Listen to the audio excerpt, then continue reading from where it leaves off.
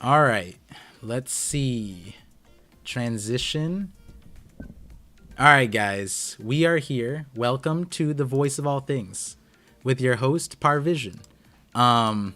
Today is a fun stream right now. So if you guys didn't know, I was just on Roger's Basis stream for his 1064 reaction.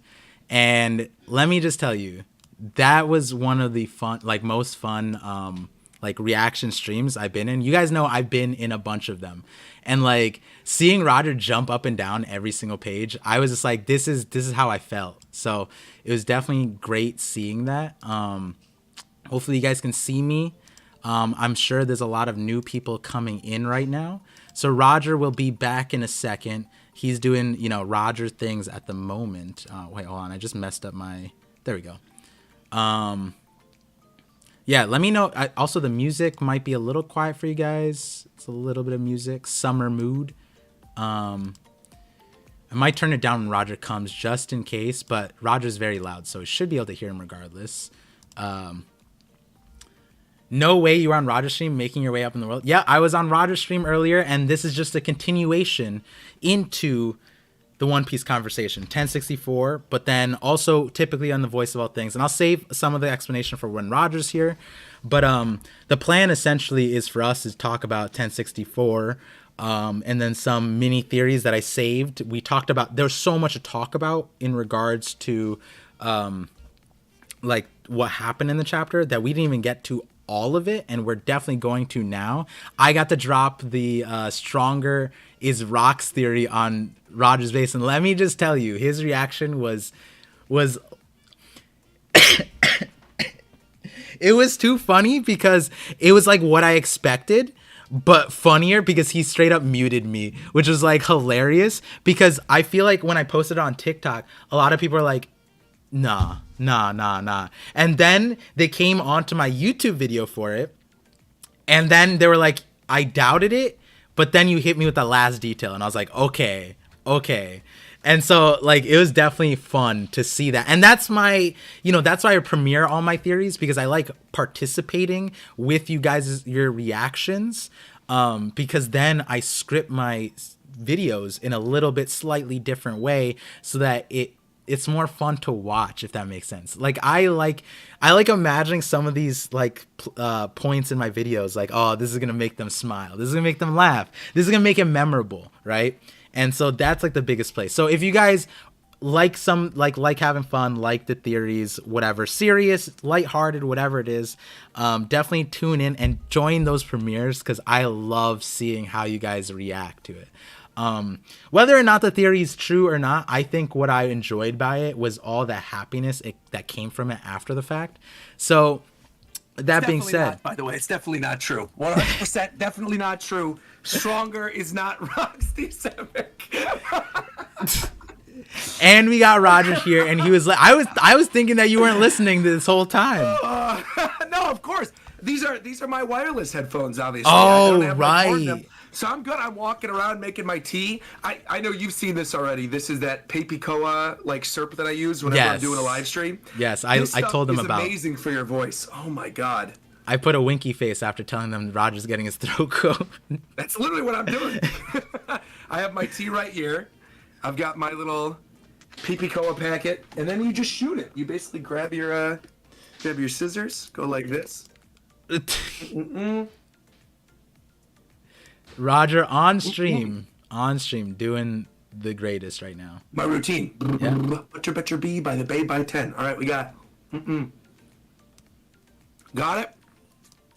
Good. Let that coat. Get a sip of this. Dan, we're seeing the Roger process here right now. I'm ready. I'm good. Let's go. All right. Go. Round 2, baby. We still got 100 today. This is my second of 3. I'm good.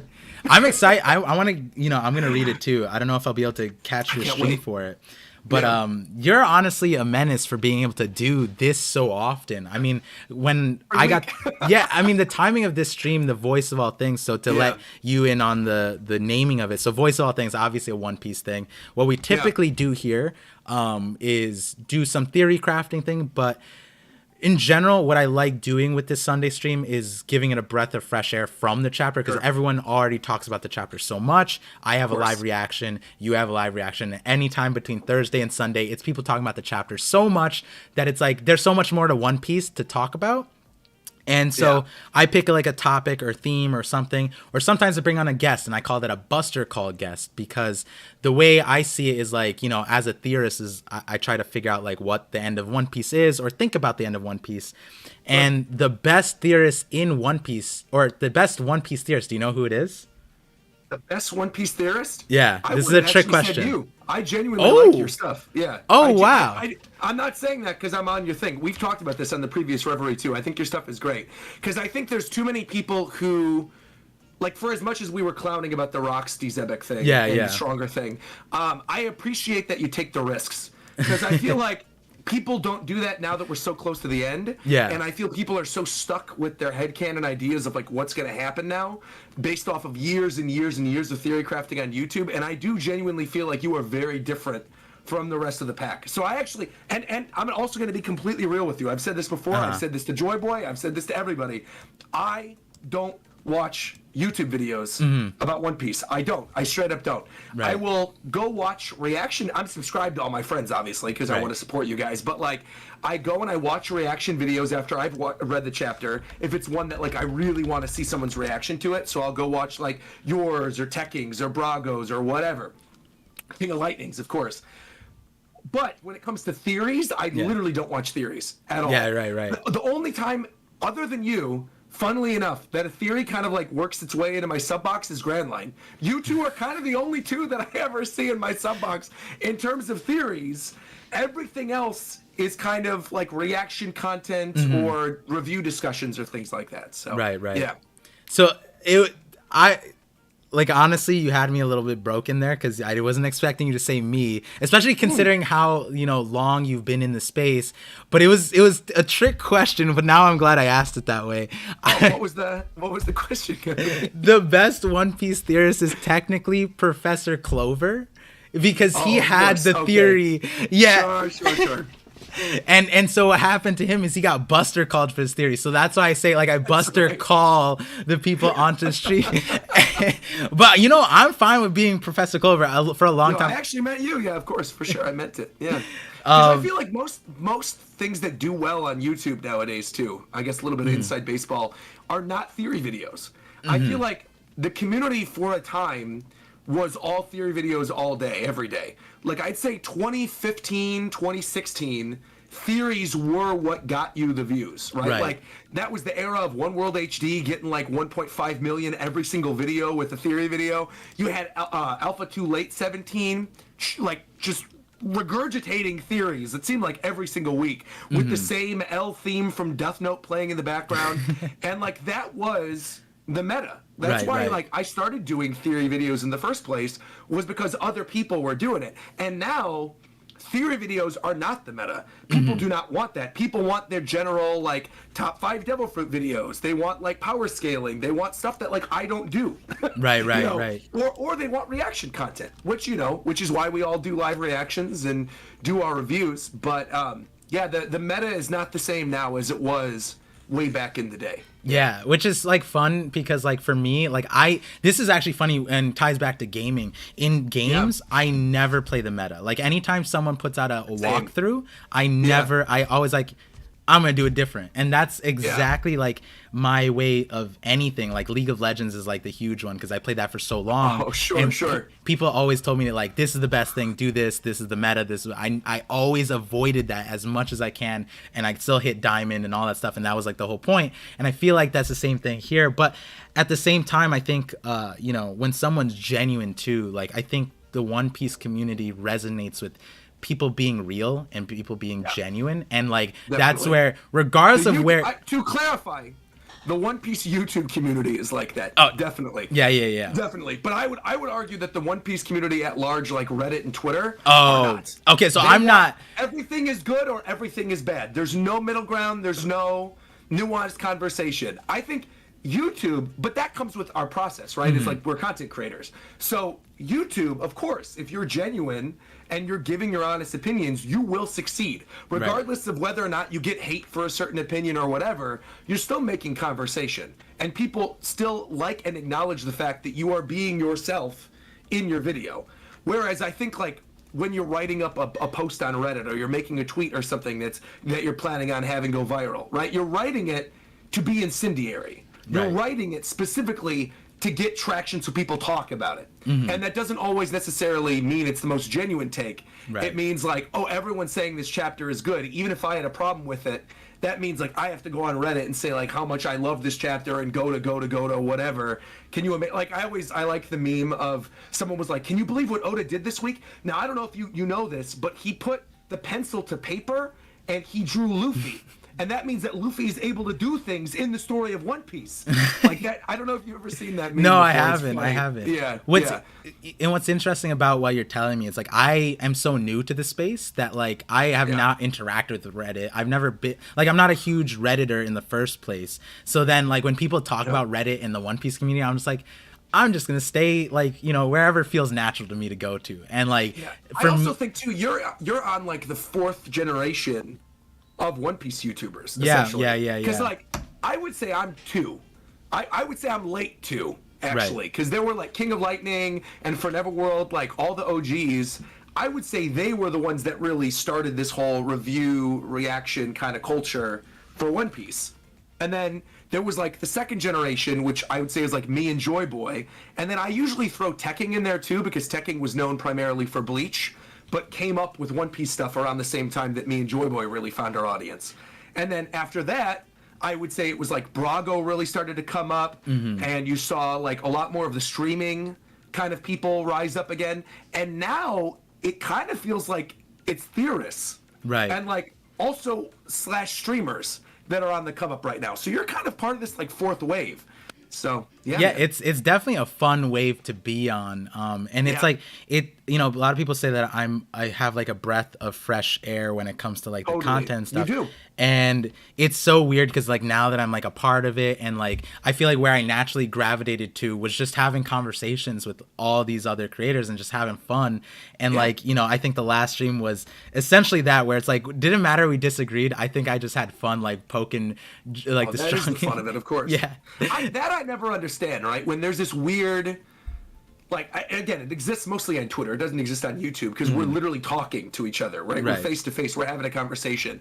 But I think, Twitter gets lost in the hot takes, I think. And people will see one tweet about something that you didn't like and then blow it up proportion like, oh, you're such a hater of this series. It gets quote retweeted because everyone's trying to dunk on you because you've got a verified account or whatever, or you have a lot of followers. And they're like, well, you know, this guy's such a trash take. Like, how does he have an opinion? And it's, you know. It comes from there. So And so I mean, through so many, I mean, whether you guys are on my channel or from Roger's channel, thank you for being here. Thank you for tuning into the Voice of All Things. Thank you for listening to the Voice of All Things. And with that, I think there's no stronger voice than Roger's, which is like true, like, you know, in terms of like the sentimentality of it, but also the physicality of it. This man's voice is so strong, and also just like I've had times where my computer, I guess the algorithm just knows, like, if you're streaming, it auto redirects me to your thing, and then you just hear Roger's voice. Like, I'll be in the kitchen or something, and it's like, I was like, oh God, there's Roger. My wife even recognizes your voice too. She's like, oh, is that Roger? And so, like, you know, that's another part of this stream segment that I do, is like learning about the voice of all things within the One Piece community. And so with that, like, I know that this recent arc that we're getting into is one of the most exciting ones, but before that, I like learning about where people like came from. I know like Mammoth Boys is something that you really loved, with like, you know, Jack and all of that, and like the way I think it was like the first billion berry bounty man. He's so cool. Came on strong. But something else that you brought up earlier was like this arc is feeling like pre-time skip. And so I'm wondering, like, what like moment in One Piece do you feel like was the hook that got you into One Piece? I don't know your like early One Piece story, 1, but then also 2, like, where was it when the story hit you? I'll do you one better. Let me go get my Shonen Jump right now. I have my original Shonen Jump that I started reading One Piece in. Oh man, near mint condition. Let me go grab it real quick. All right, all right. So, and then with that, with you guys here, we'll be looking at the chat. Know that if you guys tune in late or whatever, let the people know who come in the middle of the stream. I post these up as a VOD on my second channel, ParVision VODs. I look at all the comments and chats. If I miss it here, I see it when I upload it. And if there are super chats, we'll be getting to them all towards the end of the stream as well. Oh. Okay. Here's how this worked. Okay. All right. Way back in the day, when I was like 13 or 14 or something. I was probably younger then. I was probably like 12. I would go to Barnes & Noble with my dad, or Borders, when Borders was still around, and we would go read. We would grab a Starbucks, sit, and go read. And my dad would read car books, and I would go read manga. What I did is I was a huge fan of Yu-Gi-Oh! And I was a huge fan of a series called Sergeant Frog.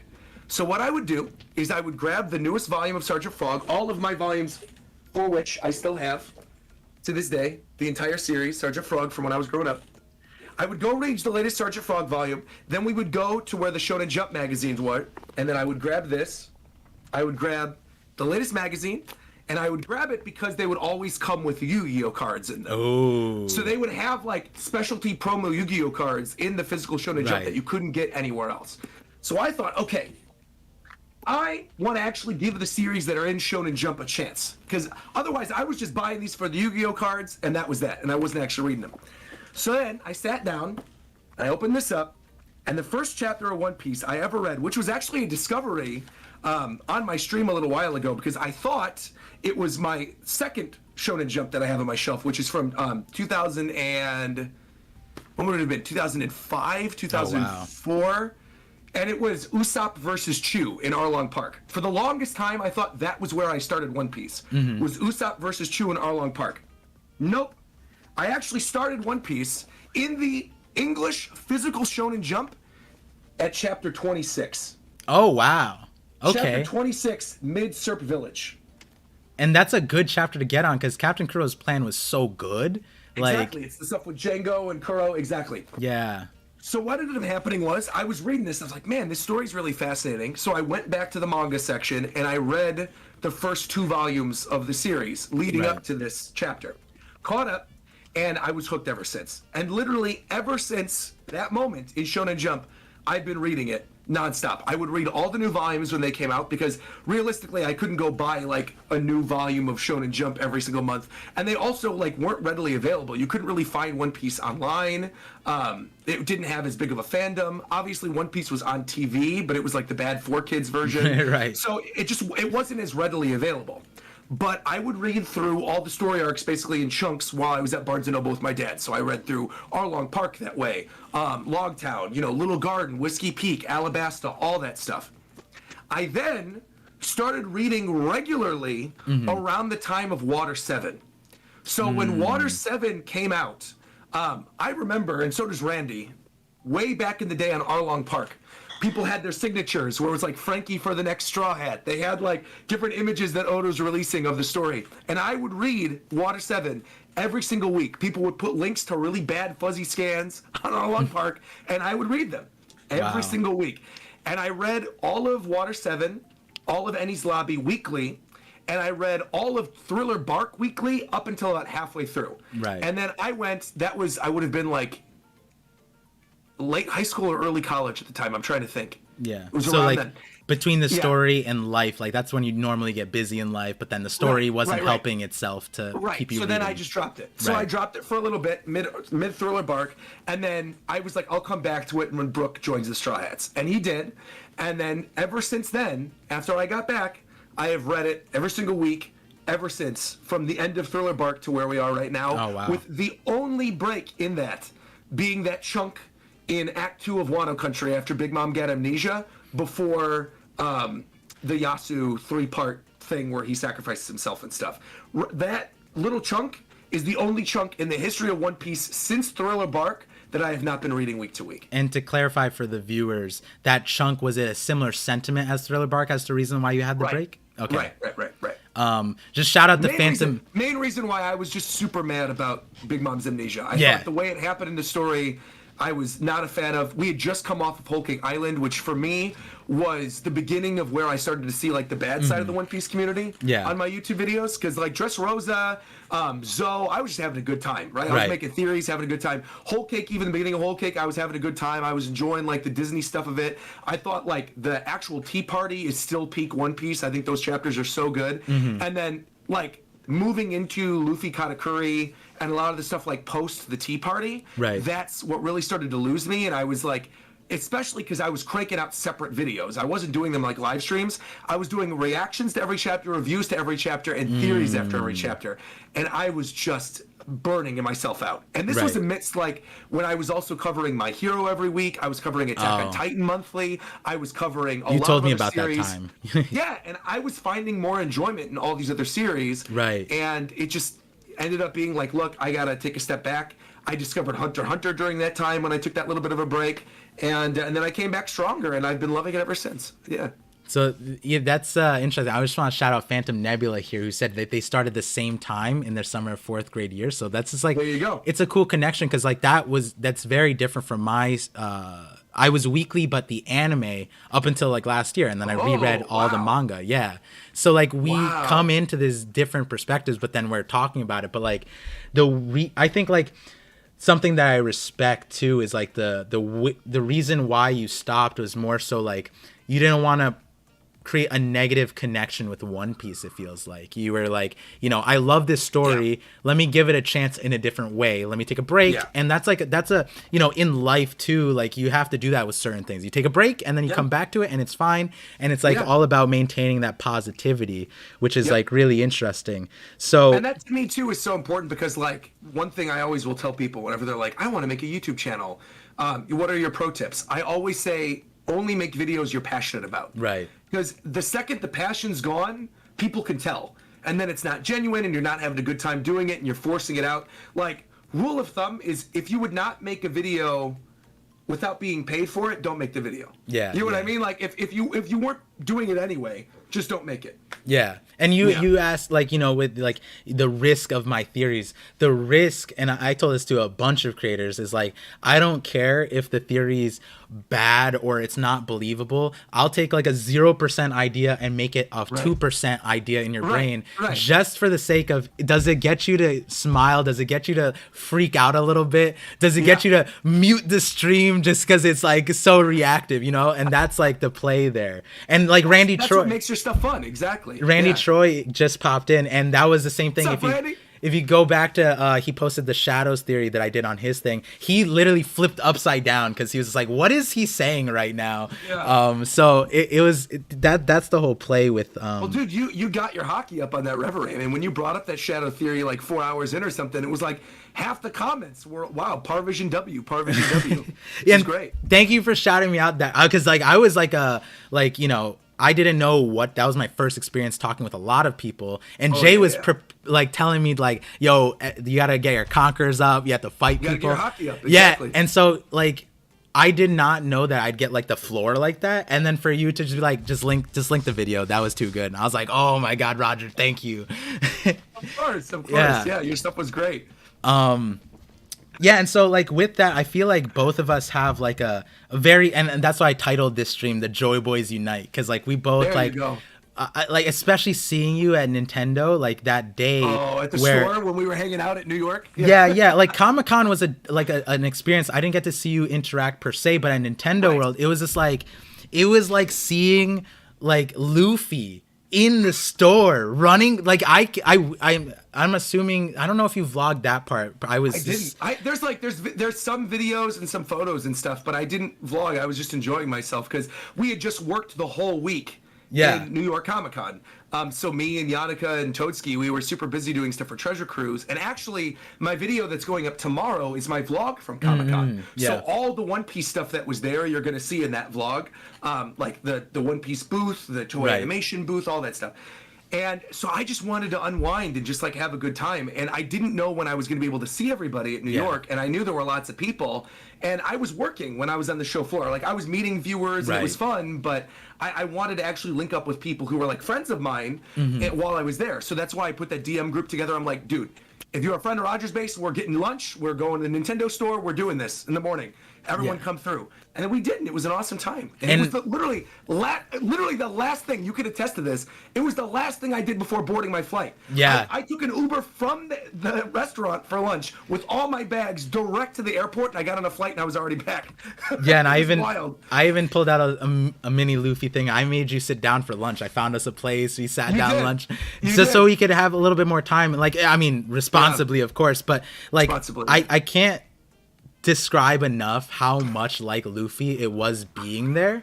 Like, a lot of people think that like I'm like Luffy like on the internet, on stream, whatever, and I am like that in person too. But like, you know, like the beginning of Egghead, like where Luffy's like, wow, this is cool, giant robot, like that was literally Rogers Base. But then on top of that, like, this was me meeting you for the first time, but then also meeting a bunch of your friends too, and I was so like grateful that you invited me to that. You made it such a like it's the same thing with like Luffy, where it's like, you know, he brings a bunch of people from different worlds together, and just we like, after you left, I started talking with everybody. Like, I found out where like I'm basically neighbors with like one of them. Cool. Yeah, I'm not gonna dox out those things, but like, for sure. And then like in terms of a few of them are anime only. I'm like, yo, let's do a stream together, because I've been looking for anime only people who aren't afraid of manga readers. And then we're sitting across. Yeah, so like all of that is so awesome in that regard with like you know, how you are, and I love seeing how like, I think you, whether or not One Piece was like your inspiration to be who you are, or you just happen to be the way One Piece is, I like to think about it. It just, that's why we all gravitated toward this thing. And then we all like kind of relate in this way where like we're living One Piece in real life to a certain extent. And that's very sweet. I think that that's what Oda wants more of us to do. And that's why I think a lot of people gravitate towards you. And, you know, like you say me, I can't say people gravitate towards me. I'm just existing and people are here. So I'm just grateful for that. People are finding you. It's good. I think good content will be found regardless. Like, it might take time, but people will find you. And that's always been the case, right? It's like, if you make good content and you're genuine and you're, you know, true to yourself and you're true to your audience, you'll always find an audience. There might be dips. Obviously, you know, sometimes Nintendo will be more popular. Sometimes One Piece will be more popular. Sometimes Genshin will be more popular. It depends on what I'm covering, right? But it doesn't matter, because it's still all stuff that I enjoy. And so long as I'm continuing to do things that I enjoy, and like, that's very sweet that you mentioned that like you felt I was like Luffy, like introducing you to everybody from all different walks of life and stuff. That's very kind. But yeah, I mean, you're witness to the fact that like I am me. There's no like, I am very much me. I would go off on a limb and say you're more you in person, and it's like crazy. Yeah, it's crazy. Wow. Yeah, it was like, I think what it is, I think this is what it is. It's because when you're on camera, you're sitting down. Versus all the times you were up and around and like moving, and like, I don't know how you incorporate that in stream, but that is one way further to everyone to get more of a Roger experience. Because like Roger also just here's a small like story, was like I was somewhere else in the Nintendo store and Roger was like doing his thing and I was like buying certain stuff, and I just heard a few people, they weren't part of like any of the thing, they just walked in, I saw them walk in and they were like, wait, is that Roger next to Bowser? And then I was just like listening to their conversation, and they were like, I'm pretty sure, and they were like you could see a little bit of like the sweat beads going down, like, oh my god. And then they went on YouTube, so like, and I think you were wearing a mask at the time too, so they were like, I think all they had to go off of was your hair, and so the hair peeping, and so then I was just like that's Roger. And then they went over and took a picture. And then like it was just so like cool for them to interact with you and then you to be the way you are. And you set up the whole thing. And that was a lot of fun. Yeah. I mean, I genuinely love meeting people like in person. I always feel bad whenever people go on Twitter and they're like, oh, I saw you, but I was too nervous to say anything. I'm like, please say something. Come up to me. Like that's why I go to these events. It's like, I want to talk to people and meet people and stuff. That's fun. Yeah. You know, I figured that was the case. That's why I was like, psst, psst, that is Roger. Like, by all means, say hello. and so you segued into a great thing with like the video game stuff. Like you're doing these things and it's fun. And so now, like, it was funny because when I talked to you at the Reverie, you said, I said something like, oh, I'd love to talk to you in the future. And then you're like, well, I'm not a One Piece streamer anymore. I'm a Genshin Impact streamer.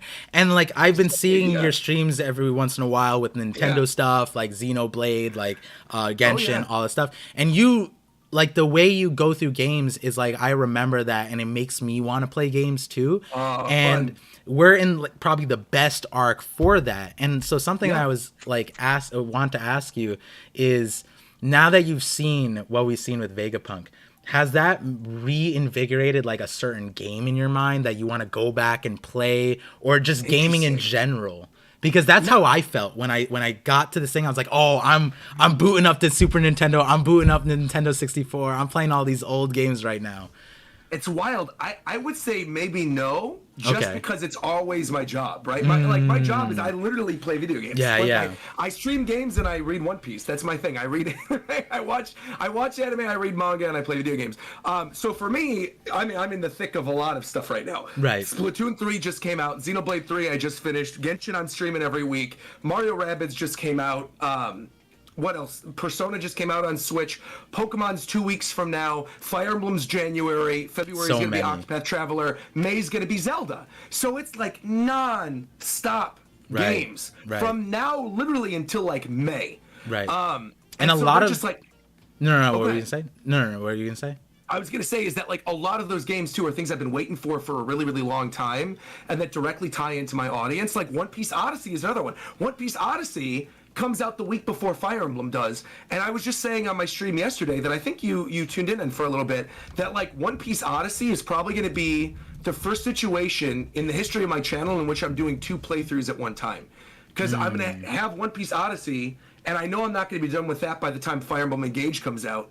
So I'll be streaming Fire Emblem and One Piece Odyssey every week until I beat them, in addition to my normal content. So like my One Piece stuff and Genshin stuff too. So it's non-stop gaming for me. But I will say that having Egghead Island have so many like technology bits and like pieces of gaming lore sort of thrown in there as Easter eggs, no pun intended with it being Egghead Island, I kind of love it. I love that it's happening now. I think it's the perfect story arc to have post Wano Country, where we're in this sort of like, you know, old era Japan versus like brand new technology, anti-gravity, holograms, lightsabers, all this kind of stuff. And it's exciting. It feels to me like a pre-time skip One Piece arc in the sense that so many of those pre-time skip arcs, like we didn't know what to expect. Like going into Wano, we knew what to expect, right? We knew it was going to be old Japan. We knew kind of like what the story beats were going to be for the most part. I think there were a couple surprises in there, like Yamato and stuff. Dressrosa, we're like, okay, it's going to be like Spain. You know, I would even say to an extent, Zoe, kind of. We knew it was going to be like ancient ruins on the back of an elephant. Like, there were all these things. But we really have no idea what to expect with Egghead Island. Like, we know it's a Vegapunk technology island, but I don't think any of us expected, like, the tropical environment. I don't think any of us expected, in the middle of all this, to have Law and Blackbeard fight and all these other story revelations that are obviously going to be so important to the final saga. Right. So, I'm loving it, man. I just think it's exactly what we needed after Wano Country. It's giving me the same vibes that I felt when I was reading Zoe week to week, and that was the happiest I ever was doing reactions on YouTube, because everything was like so new. Oh, well, that's not true. I would say Zoe and Reverie were both. Because Reverie was very much the same way. Reverie and Zoe were both, every single chapter was a banger. There was no filler. And we were super excited every single chapter. It was quick. And I feel like Egghead's the same way. Right. Like, I think as we move further through the story, I have a deeper appreciation for the shorter story arcs than I do these long epic ones. And for me, stuff like Dressrosa and Wano and Fishman Island doesn't connect in the same way, or Whole Cake even, doesn't connect in the same way to me that like a Zoe, Reverie, or Egghead have so far.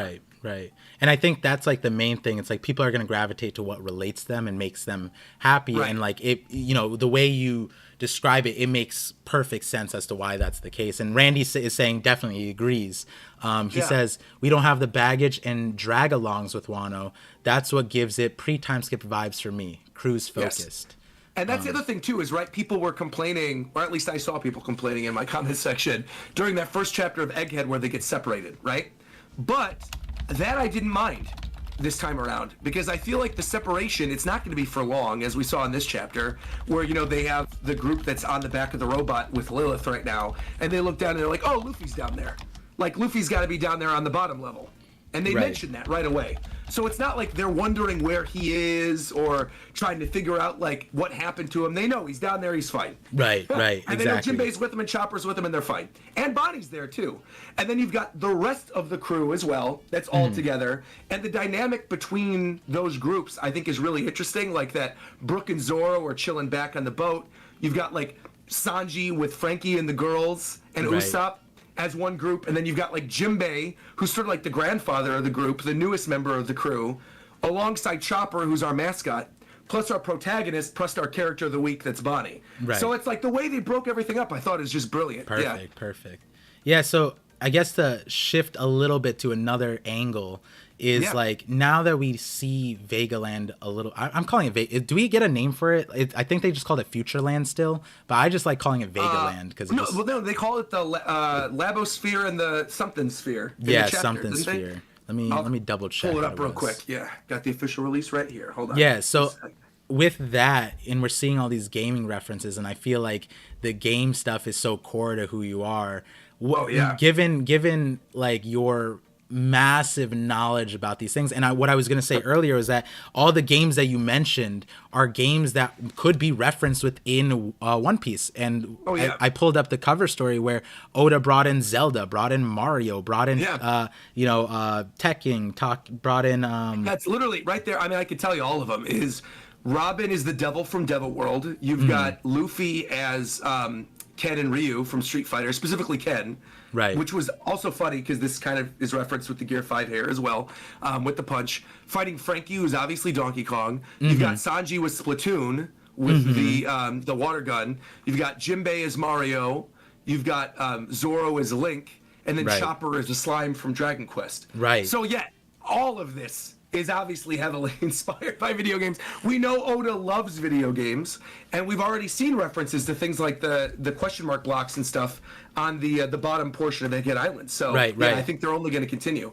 Also, real quick, the Labo phase is the top portion. Yeah. The name for the bottom portion, the factory level with the researchers and the tropical stuff, that's the Fabrio phase. Right. I tried Googling that and nothing came up. Fabrio phase, nothing came up on Google. I assumed fabrication, right? Like Fabrio, fabricate, it's their factory. So it's like interesting. The fabricate area and the laboratory area. Yeah. So I just like, it was like when I typed in Fabrio phase, I was expecting something, but then for zero results to come in, I was like, wow, we're just inventing words now. Because now the whole Labo phase, you're gonna have Nintendo Labo show up with all the cardboard stuff. True. That's and so like with that, I feel like it is, apt to say that Oda's gonna pull from a lot of the video games that are core to us, but core to Japan, and that's your focus. So by the end of Egghead, what kind of video games do you see being pulled from as we close out Egghead? And what would you like to see too? Yeah, I mean, I would love to see some type of Metroid reference at some point in Egghead. I think would be sick, right? Yeah. Have, like one of the paths of Vegapunk have like a Samus type weaponized mech suit. I think would be awesome. Yeah. I think that'd be cool. One of them could easily wait. Hold on, Lilith could easily be like a Zero Suit Samus kind of like vibe. Sure. Oh yeah, definitely. Oh wait, we could have already seen her exactly. Yeah. I also think, like, if they're going to reference other video games, we've already seen Mario. I think, to me, Dragon Quest is a big one. Like, I think people underestimate how huge that is in Japan. Like, Dragon Quest is to Japan what One Piece is to Japan versus the rest of the world. Like, obviously, One Piece is popular in the rest of the world, but One Piece is like a lifestyle in Japan. Right. And Dragon Quest is the same way. Dragon Quest is a popular series elsewhere, but in Japan, it's like a lifestyle. Everyone grew up with Dragon Quest. Everyone played Dragon Quest. He's literally referenced it with the slime hat on Chopper in this. So I feel like that's probably what we're going to see. Probably something Dragon Quest related. Even if it's just like a thing in the background, like a fun reference. And then, I think more just like background things. I don't think anything is going to be integral to the story. Like, I don't think we're going to see any big video game references as like power-ups for characters. But I do think in terms of like the atmosphere of the Fabrio phase, I think we're Right. going to see some video game related stuff. Yeah. Yeah, I'm excited because, like I was saying to you before, for you it doesn't phase you because, like you said, it's your career as well. Right, For right. me, I feel like this is huge for it. Almost like I was joking about it. It almost feels like Nintendo and One Piece are collabing to a certain extent, and it's Well, like, to be fair, Straw Hat Pikachu was just in Pokemon Go last year.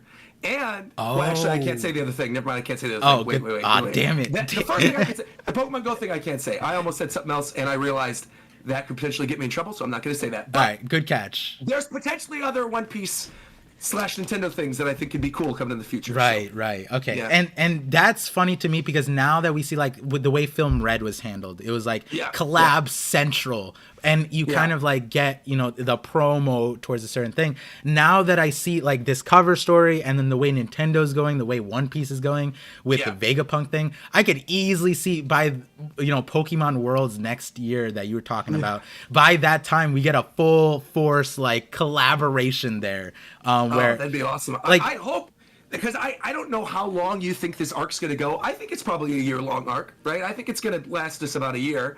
And so that would bring us to Pokemon Worlds next year being sort of like the climax of the arc, Yeah. if it's going to be kind of a shorter one.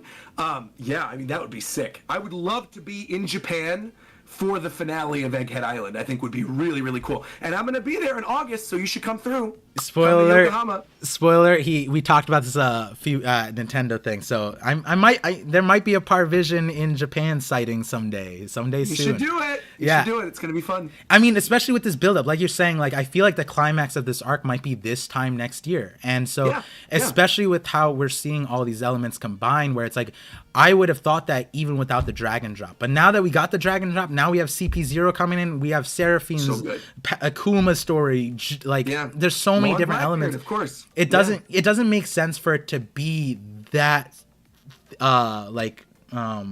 brief, if that makes sense. No.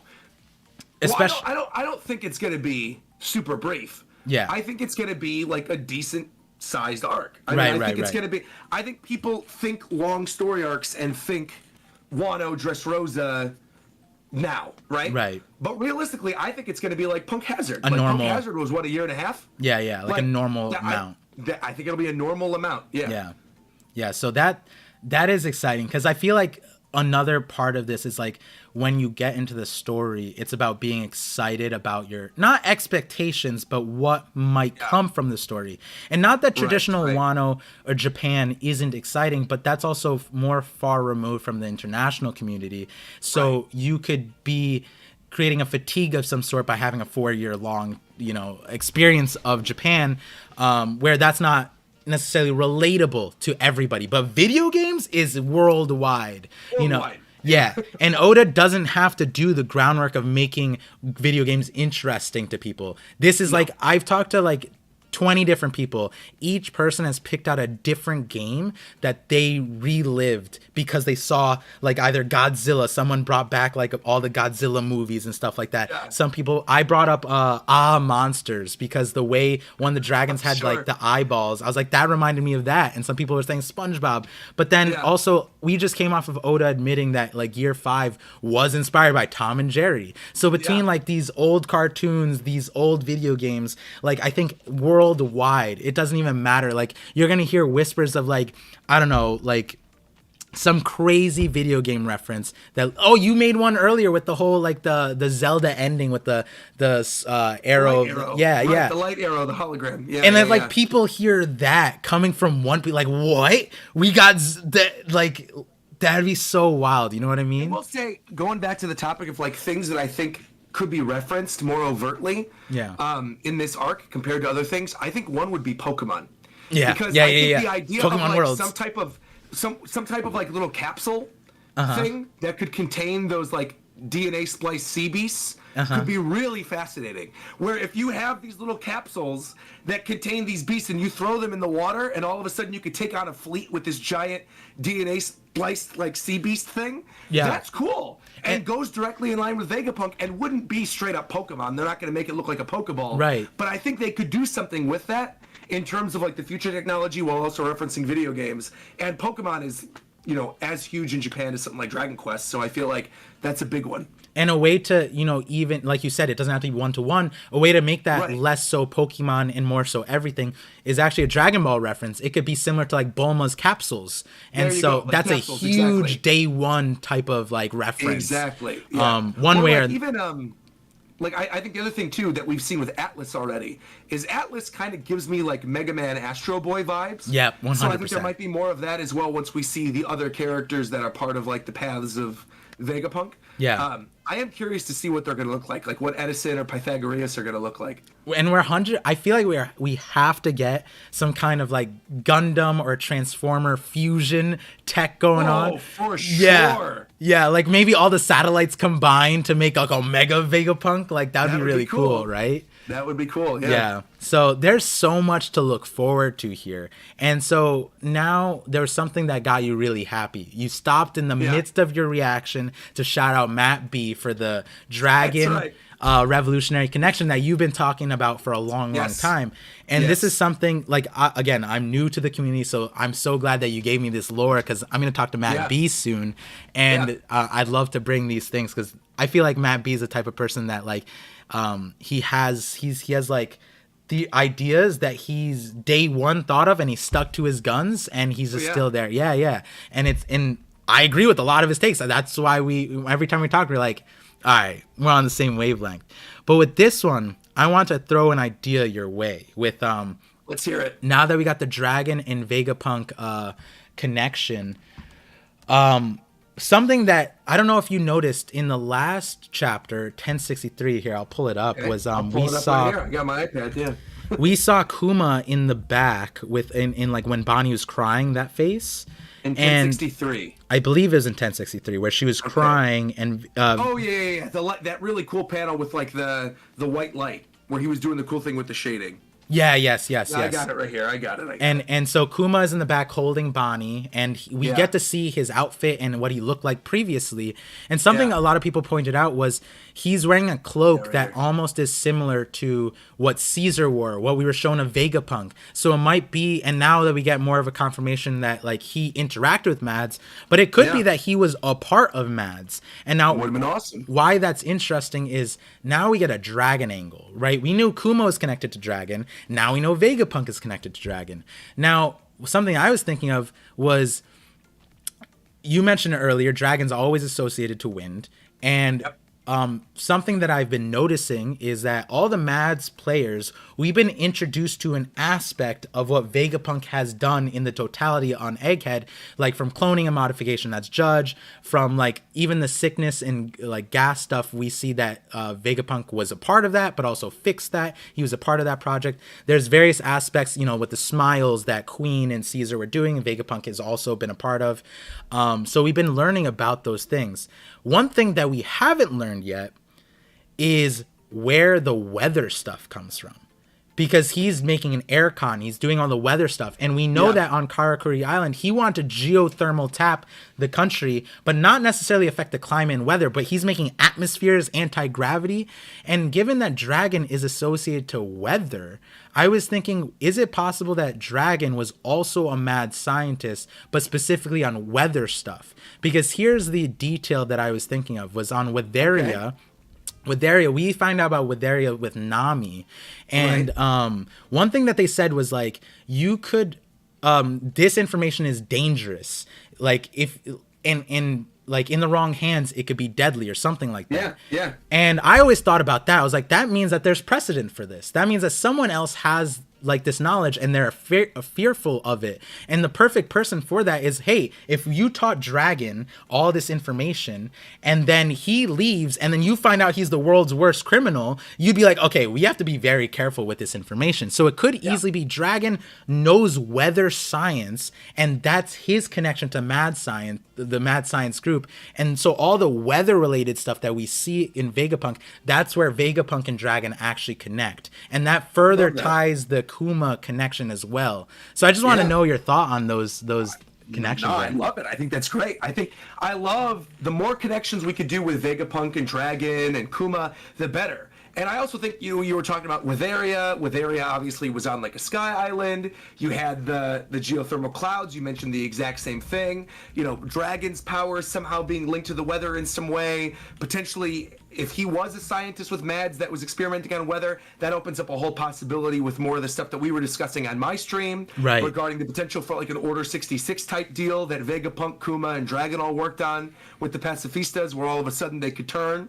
No, I think that's great. The wind connections, everything. I think that's brilliant. Yeah, I love the idea that all of this stuff that we've known about for so long, but just like briefly experienced at a glance, whether it was like Dragon using the wind at Logtown, or you know the D brings a storm, right? That people always bring up time and time again. Tying back into all of this, I think is great. Yeah, the more that kind of stuff can connect, the better. Because that's what always gets me excited. When something connects to this other thing that was also from this other thing 10 chapters ago, this other thing that was also there like in the first 100 chapters of One Piece, and it's clear that Oda wanted to do this all this time. Right. Because I think there's definitely situations in which Oda goes a certain way with the story, and I'm like, you're full of it. That's not actually what you wanted to do. You did that because somebody figured out what you wanted to do and you wanted to do something different, or you're just like you're subverting the expectation just to subvert the expectation. Right. There's a lot of times where people think like Oda is on Twitter to God, he's making these connections, and it's like, no, not everything is like that. But I think we're at the point in the story now where a lot of things are like that. This is stuff he has thought about since the beginning, because we're in the final saga. So when else are you going to bring this stuff up? So yeah, I love that. I love the idea that maybe Dragon was like a weather scientist or something with Mads. I don't necessarily know if that would have been the thing that would have gotten him to leave the world government or the Marines or whatever, like what that truth was, that inherent truth about the world that made him so mad that he wanted to eventually start the Revolutionary Army. But it might be the way he got that information too, right? Exactly. It could have been through experimentation that the world government made him do as a scientist or something, or things that they did to... I don't know. We'll find out. I'm interested. But that's great.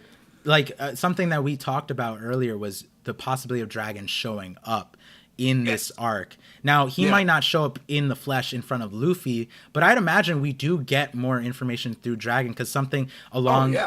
so if you guys didn't know by the time in the stream, I was on Roger's Base's channel earlier for his live reaction, and he was telling me about an Order 66, which is referencing Star Wars kind of theory in terms of the pacifistas, and so if you guys want the full context, because Roger explained it way better on there, definitely go check that out when it's up. I think it's up already, right? Oh yeah, Bond's already up. You can go check, and it's timestamped, so you can if you skip to I think the review portion, you'll be able to hear the whole thing broken down. Right. So it's right there, and so it kind of boils down to this idea essentially that Vegapunk and possibly Dragon as well, or some other element, is able to control all the pacifistas in mass, and so the world government has an asset that isn't technically their asset. And I want to like go off on another like direction there too, because if that is like one of the main connections that Dragon has with that, is it possible that Vegapunk this entire time has been souping up the Revolutionary Army? So all this tech that we see, like I feel like these are like buffed out raid suits. So the Revolutionary Armies are just going to be like a whole futuristic squad essentially. That's 100%. I mean, that goes back to what we were talking on my stream as well, and like what me and Matt B have talked about for so long, right? Is that Vegapunk joined the world government as a member of the Revolutionary Army, right? Agreed to do all this stuff, experiment on Kuma, create all of this, wanting to create a new world because he needs the funding as a scientist to be able to pull off the stuff that he wants to pull off. And he knows the only way to do that is to unite to the world government. But at the same time, like you said, I mean, if he truly is part of the Revolutionary Army and he's been this all along, and this whole thing has been leading up to the moment in which, kind of what we discussed during the live stream earlier, right? If this line from him where he says on the phone with Dragon, he says, "I suspect my death is imminent." Right. And then Dragon says, "Stop telling bad jokes, they're not funny." And he says, "I wanted you to hear me out, Dragon." I think this is literally him saying, look, now is the time. We have been building up all of this technology and planning for the Revolutionary Army to finally take down the world government. The time is now. Kaino of Big Mom have been taken down. Your kid is now a Yonko, right? He's here on the island with me. Kuma's kid is here too. Cypher Paul is on their way to come kill me. The Seraphims are now running wild across the world. There's no better time than now to do it. Right. And I think that's what he's having the conversation with. I think you're totally right with what you said on the stream, right? That he knows that Lucci, Kaku, Stussy are on their way right now to kill him. He knows that. Yeah. And so he needs to get out whatever information he can to Dragon before it's too late. And I love that idea you brought up about the idea of like the keyword or something that he was going to tell it to Dragon but gets killed before he's able to say it. Right. And then somehow, some way, Luffy naturally discovers it because of who he is as Nika, I think is like so cool. But I also think Vegapunk's not dying until like the very end of the arc if he does die. Yeah. Because I think we have to see all the other paths of Vegapunk. We have to see how he split himself among this. I mean, it's been so long. There's no way they're just going to kill him off camera. Oh, yeah. I mean, my take with that, though, is like he's so smart that like he knows it's coming. And it's just, I think what makes sense again is like we get the full amount of Vegapunk. He's passing the nuclear codes to Dragon, essentially. Yeah, or attempting to, and or like attempting to. Yeah, and that's kind of like the plot line where it's like I think a lot of people at this point in the story think that Vegapunk is way too powerful to remain in the story. That any offshoot of Vegapunk. I mean, we've already seen this, and I want to shout out what Vic on a Mission said in the Twitch. He says it's crazy that just now being. I'm streaming on Twitch also, by the way, so this is a Twitch chat. Perfect. Hold on, let me look. They said it's crazy that we just now being able to make these connections with Dragon, and that's why you were talking about you and Matt B. And it's crazier that you and Matt B were talking about this 2017, 2018, something like that. Even before then, I mean, Matt was like one of the first people I did theories with. I think. Me, Matt, One World, and Brago brought this up, the idea of like an Order 66 pacifista thing, probably on like a live stream in 2015. I mean, this was like... I could tell you. Let me pull it up. Hold on. Yeah, so pull it up and then send me the link and then or send it in the Discord so I could pull it up on the stream. So the reason why I bring that up is because this is the thing with theories, right? Like, you guys were essentially on the right trail. But it's been 7-8 years since. So this would have been mid 2016 when we started talking about this. Mid 2016. I know individually we talked about it in separate videos, but that was like when all of us really started doing streams together. It was mid 2016. So 6 years ago, right? Yeah, and it's this is an idea that they were connecting that long ago, which is wild to me because at the time. And this is the thing with theories, like theories, you try to paint a picture and the elements of the picture could be right, but the picture could be wrong, if that makes sense. So the elements of what you're saying, right? Like, so people back then, so One Piece is going to bring in Star Wars. We see a lightsaber in the exact chapter that spawns this connection from 7 years ago. So 100%. I know for a fact, anyone who's looking for a moment in which we all discuss it, look to the very first Reverie we ever did in early 2017. I know it's a whole conversation topic during that. So if you can't find the video with like me and Matt B and all the rest of us talking about this, you could at the very least go back to the Reverie, which was still 5 years ago. And we're discussing the thing that we discussed on a previous live stream regarding Dragon and Vegapunk's potential connections and the idea of an Order 66 pacifista type attack. Yeah. My viewers know I love doing that, making all the videos connect. So that's something about my channel is that as crazy as all my theories are, the reason why they feel stronger a lot to the people who are ParVision viewers is because no theory is made within like its own bubble. It's always connected to something else. There's 3 or 4 other videos. So I love doing that where it's like the conversation we just had connected back to 7 years ago and we're talking about it here. So now hopefully these people, everyone in the chat goes down the rabbit hole with us and finds out. Because I'm definitely going to... If you do find the video with us talking about it, like I said, I know it's a conversation, me and Matt B, and I know it's a Brago stream. If you find it, please link it to me because I would love to do a TikTok or something where it's like back then and then now, and it's like me reading the chapter that we just did. Next to the thing from 7 years ago, And then hopping onto a stream with Matt B right after. Right, exactly. And then seeing how young you guys both looked in the thing, and then it's crazy. That's another thing with the One Piece. It's like, not that it's like it feels like time travel, but this is like a time capsule where it's like you see a version of yourself thinking this thing, and you feel like you know at the time. For me, it's even more so like looking at the webcam I was using at the time. I was using because now I've got my nice stream set up. I'm able to go between different scenes. Back then, I was literally using my MacBook camera and microphone to record everything, whether it was a news video, reaction, whatever. So the quality is abysmal, but the energy still comes through, so they're still fun to watch. Right, right. Yeah. 480p boys, let's go. Yeah. Yeah, there's so much. That's another part of the community that I love, or not the community, the existence that this is. In that, like, you know, people ask like, "Oh, why do you make videos about like this thing? Like, isn't that super like temporary?" And I think about it, and this is why I'm doing this series with all these creators, is because like my videos, the theory is like that's the temporary part where there's a lot of people tell me they go back and watch those videos, but when One Piece ends, these conversations, the moments that have those the things that not just the memories, but like what we talked about. The same reason you read like 2 panels and you instantly thought of a good friend, Matt B. Great conversation on Brago stream, and that's the memory point. That's why it's so fun to be a viewer in the chat, in my opinion, because like, you know, 20 years from now, something is going to come on TV, some reference. It's going to remind us of this moment, and only if you are a Rogers Base viewer, Randy Choi viewer, ParVision viewer, are you going to be able to connect it. Yo, did you see what happened on national TV? That was straight up from this stream. And then from this discussion they had. Right.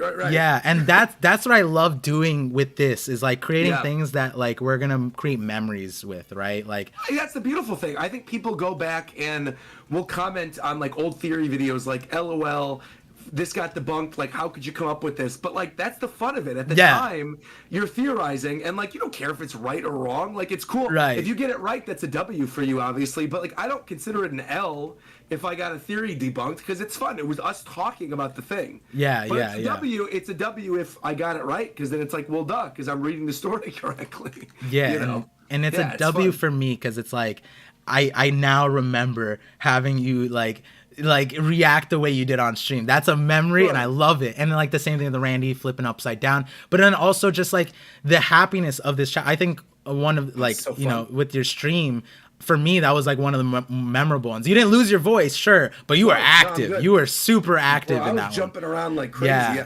Last time, well, to be fair, last few times I lost my voice completely. That was because I was doing like 4 other things that week, and I was in the midst of all those travels. So I mean, I was losing it for the last 2 months there, like every other day. I'm with you. You could hear it in my voice. I mean, it still hasn't fully recovered, but it's much better now than it was way back, you know, a couple weeks ago. A couple weeks ago, I could last like 2 hours. I literally could not stream longer. I had to cut off donations. I'm like, please, people, stop doing it. I can't. I can't get it out anymore. I used up all my energy. I never I'm experienced back in my routine. I'm home.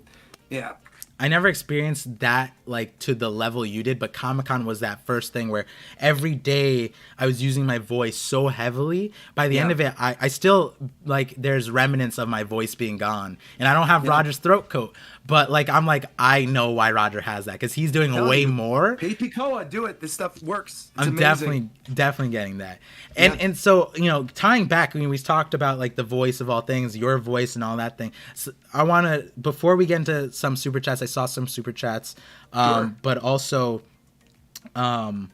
like to talk about the chapter a little bit more after, but this is a good segue. I think I heard you say, so like something that you seem to enjoy with One Piece is not necessarily the fan fiction of things, but it feels like you have a very director take towards like what you like and don't like. So like whenever you come up with an idea, you have a whole scene played out when you have that idea. So like whenever you have an epiphany moment on your stream, it's not just the idea, it's a whole script that you have that just got instantly downloaded. And I recently found out, like you said you were a theater kid, and that's like I was a and theater so major. Like is that where that kind of like stems in, like that? That's like exactly plays? what I was gonna say. Is I think it comes from my theater background, my English background, right? Like I mean, I was a double major in theater and English in college, and it's the kind of thing where like writing has always been a big part of my life.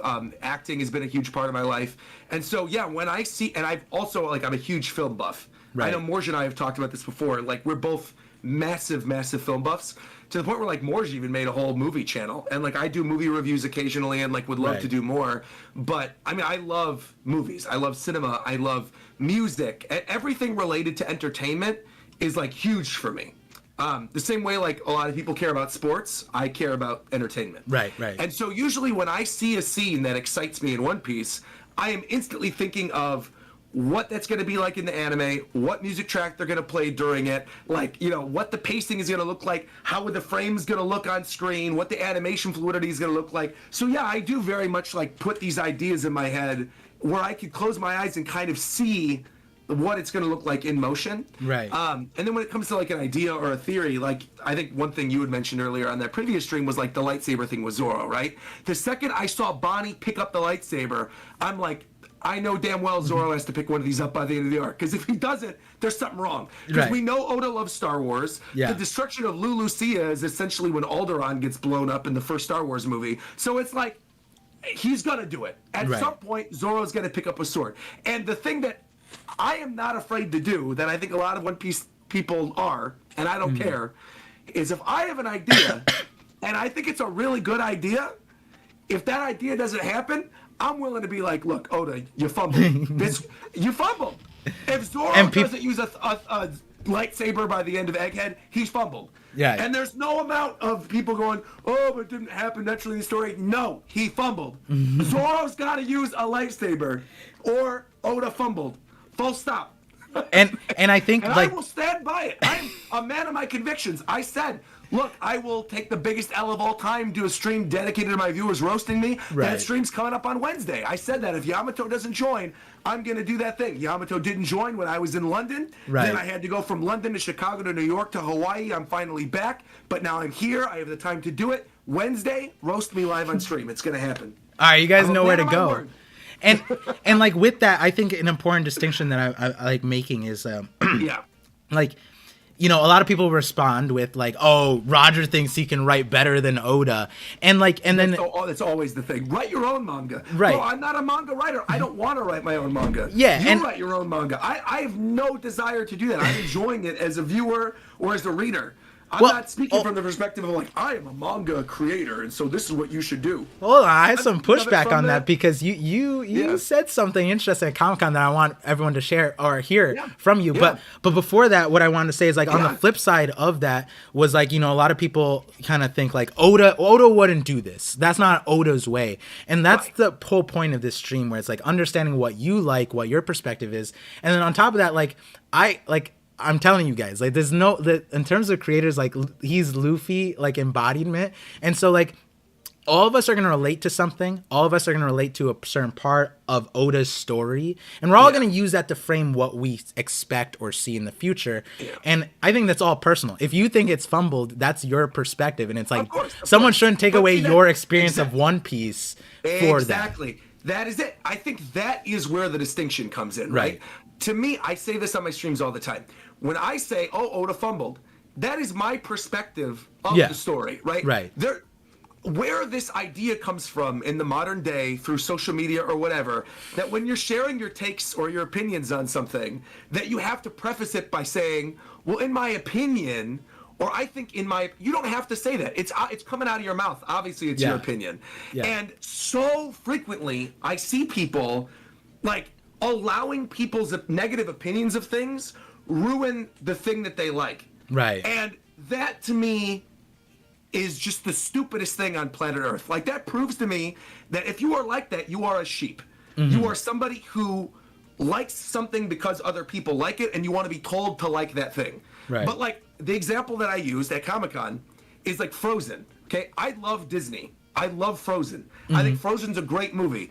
But so many people think Frozen is trash. It's overrated. It's not a great Disney movie, whatever. Right. People could say that to me until their face turns blue and they freeze over. I don't care. My opinion of Frozen, the music of Frozen, whatever, I like it. No amount of people telling me this thing is dog shit is going to make me think it's dog shit. It goes back to Nintendo, same thing.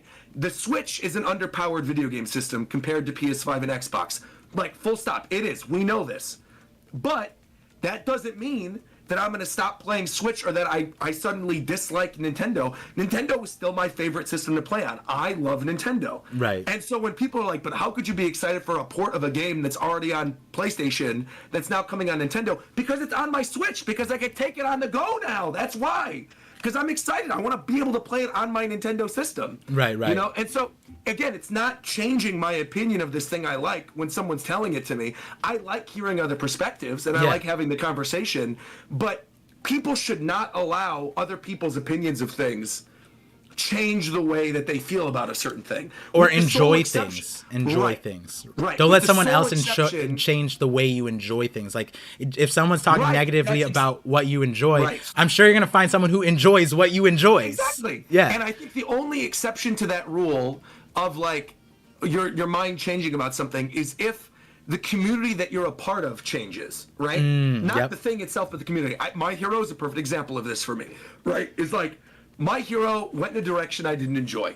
And I was open about it on my reviews. I said, look, I'm not feeling this really anymore. I'm going to take a break. It's not really my thing.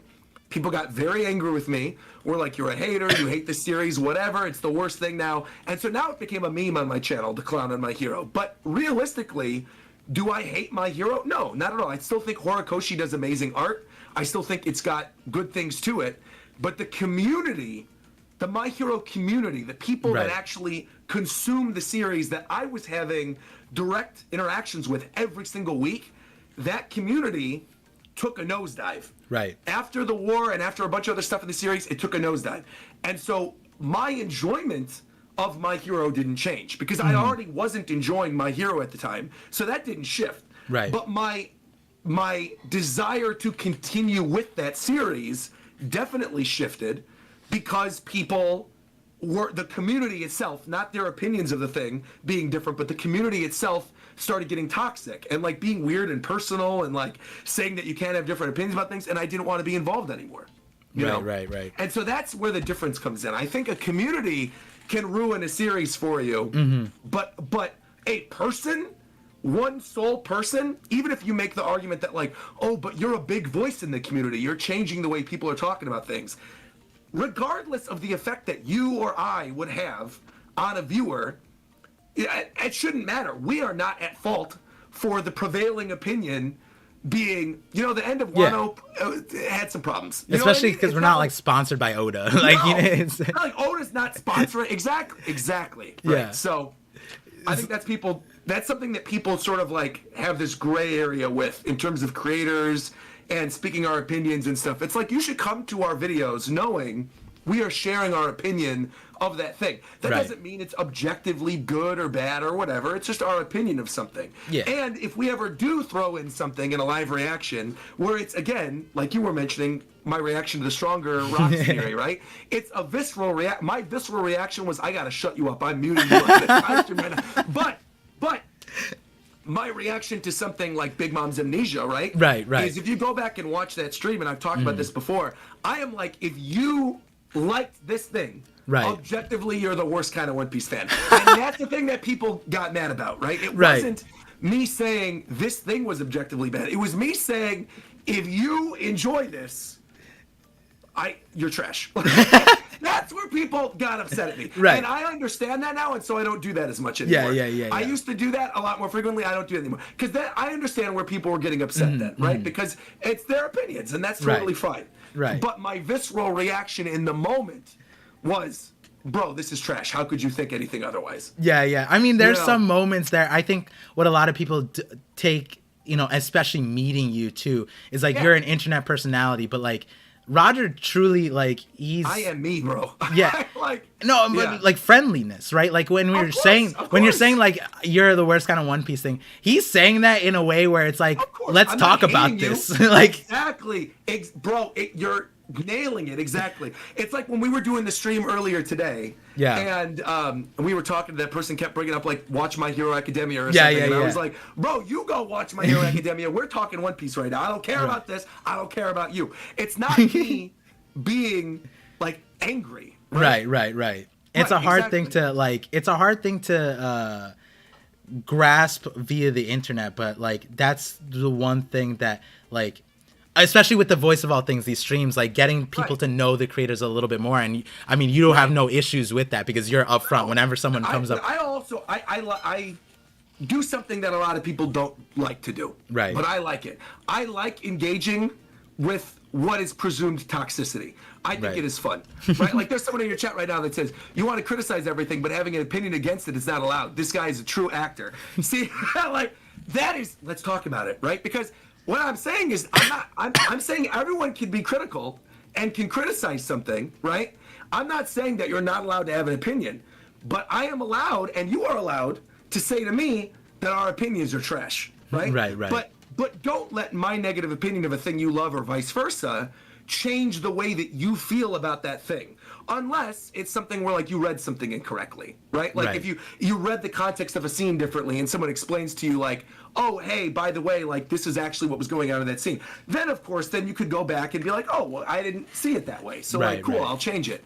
And on top of that, I was going to add on top of that, like, especially with the reactions, and we've talked about this several times. Exactly. Reactions are reactions, and then like that might not be your synthesis of the situation. No, of course, because the thing is, we know a camera's on, right? Yeah. We know the camera is on. We are free to be our truest core self in that moment. So when I see something that I love on the page, I'm gonna pop off. When I see something I hate, I'm gonna throw poor Pillow Sama across the room. Right. Like it comes from the fact that it's on camera.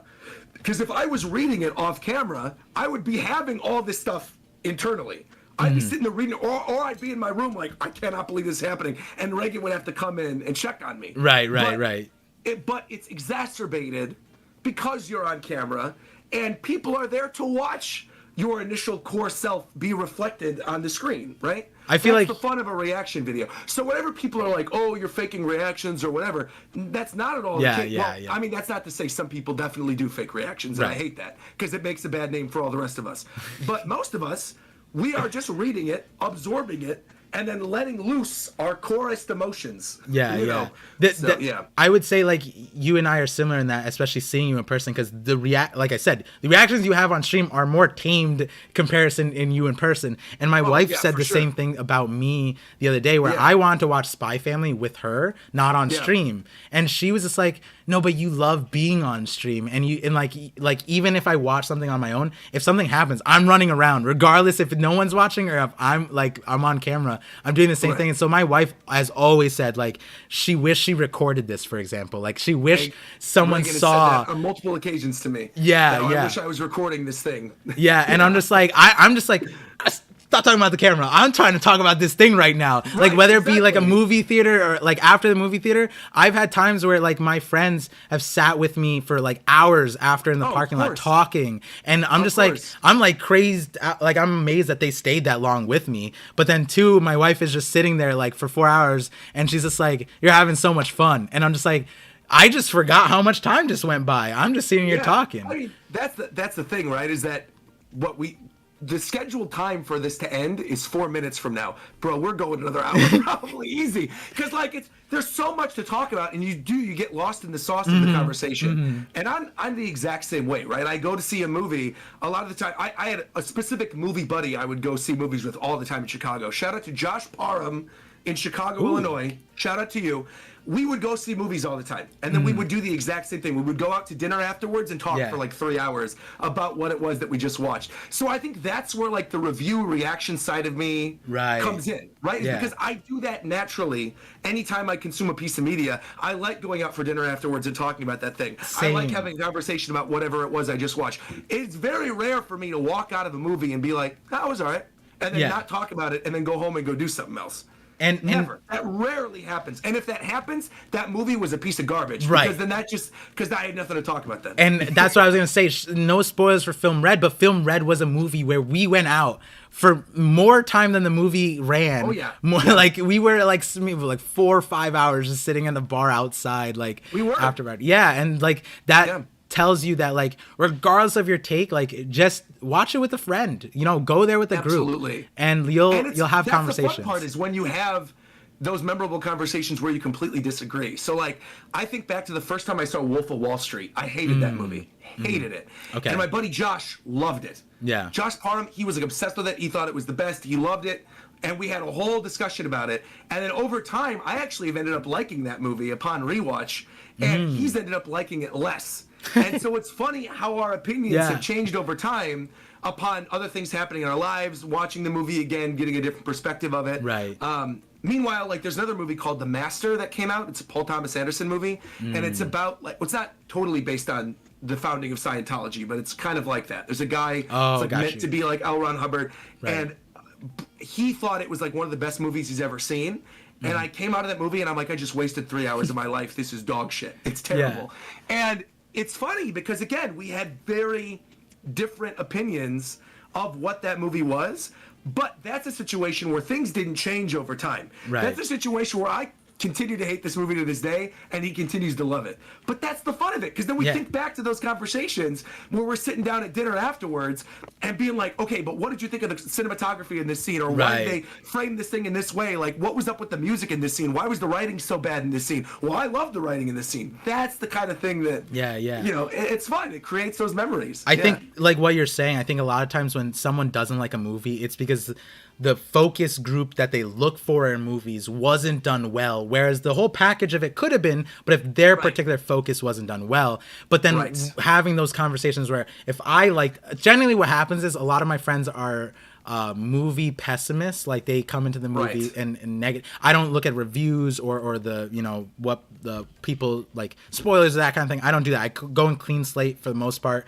And so I generally help them see a movie in a more positive light while acknowledging the negative stuff, but having those different conversations like, wow, so you focus on like this music or how this, like the father figures in the story operate and how that reflects on you as a person and those kinds of things. I love seeing how people absorb the media and content. And I got to see that with Film Red. I got to see how so many people felt the same way from very different angles, and we had that conversation with the Film Red on your stream about like, the other day, right? There were so many people who had similar feelings from different reasons, and then it almost came to a point where some of us liked the movie a little bit more because something someone else said, or liked the movie a little bit less, and it kind of like it stabilized, which is really cool to see. Also, it did kind of stabilize around like 7. Yeah, it was. Yeah. It did. And so like, and that's an important thing, because like, you know, regardless of what, you know, it's not fun to be in an echo chamber either.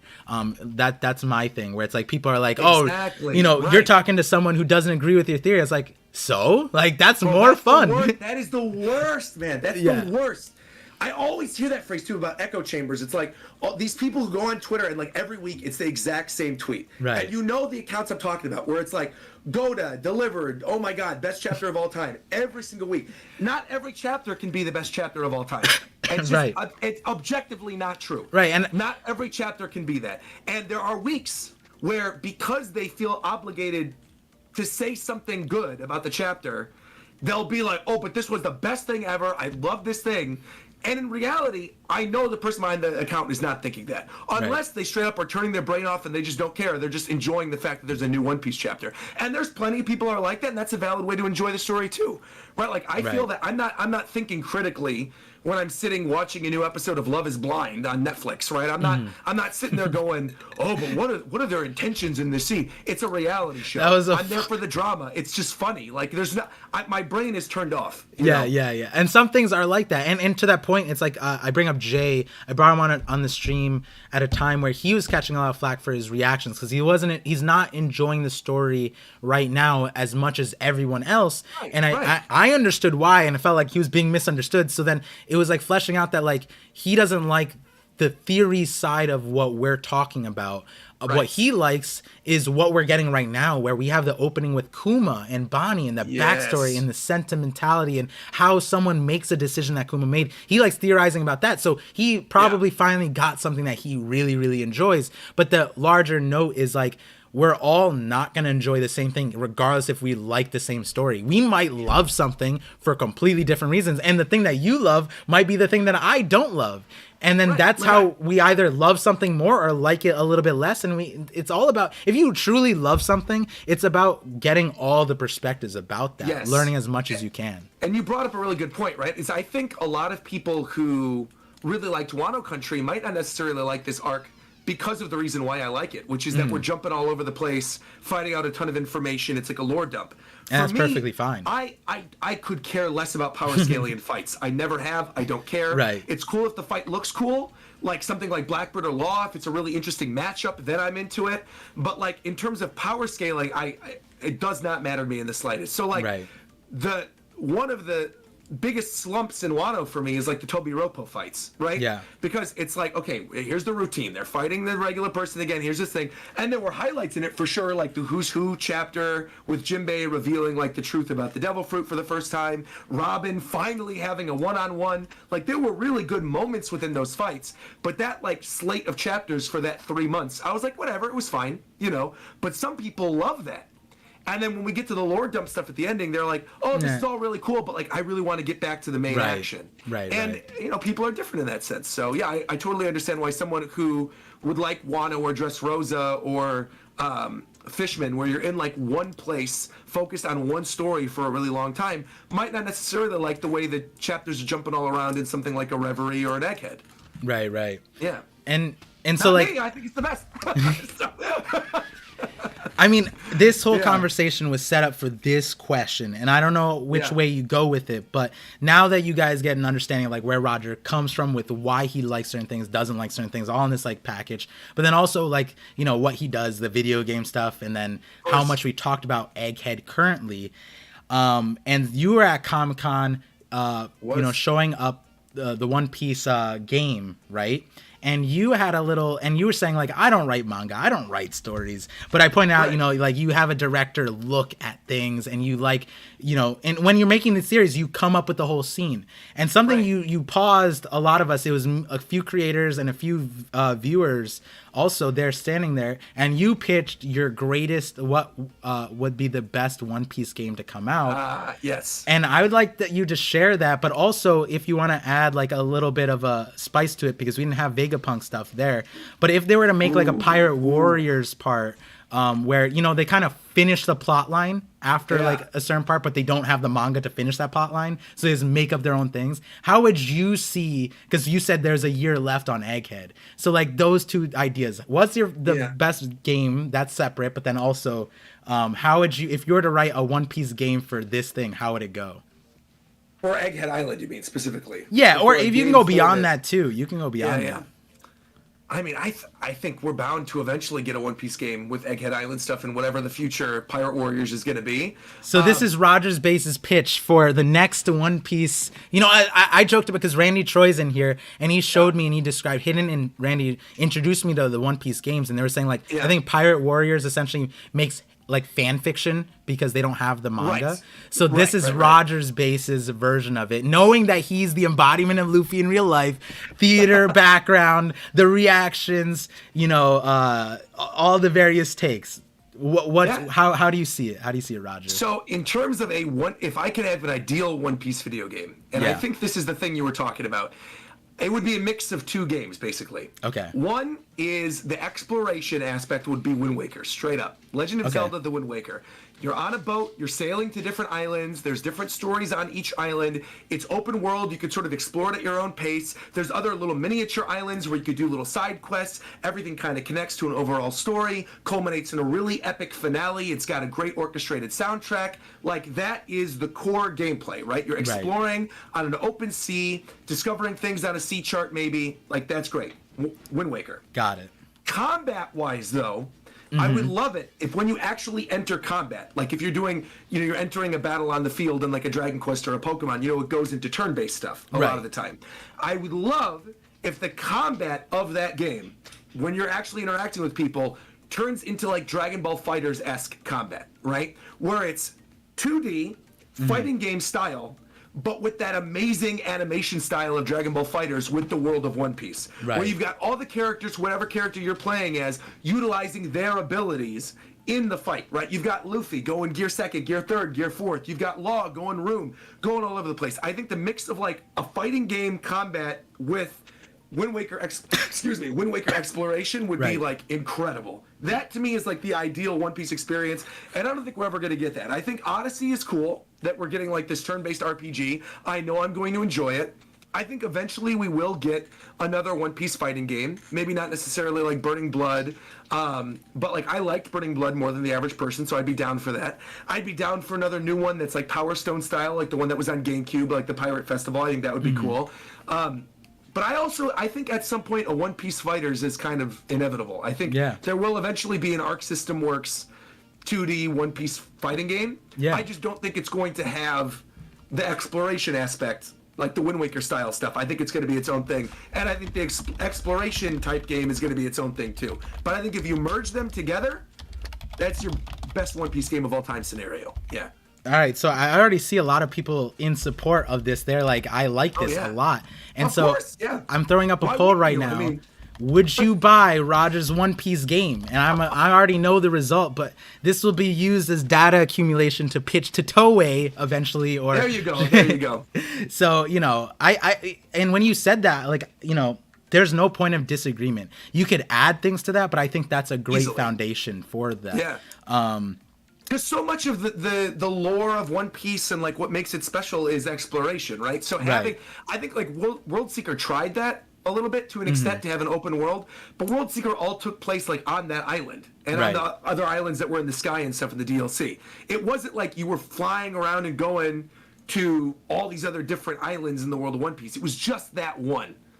And I think that was the downside of World Seeker. I think they focused too much on exploring one area as opposed to exploring the entire sea. Right, which is obviously such a huge part of One Piece. Yeah. Do you think by the end of One Piece we get a game that's like when the world is fully fleshed out, they put down the effort and like commitment to do something as grand? And I think like also like I think the issue with the previous games is they're not a lot of oversight. They take what's available and they kind of like put things together to make like a game that's out there already, just One Piece themed, right? Versus at the end of One Piece, when we see the entire story, they could make like a full world kind of game. And I know that's been a talk on TikTok and various like smaller conversations about why isn't there a good One Piece game right now? Right. And not saying that the future ones may not be good. Honestly, could be good. Yeah. Right, but like I think it was like unanimous in terms of content, comments. A lot of people just heard your idea and was like, yes, this is like a Peak fan making a Peak game. Great directorship.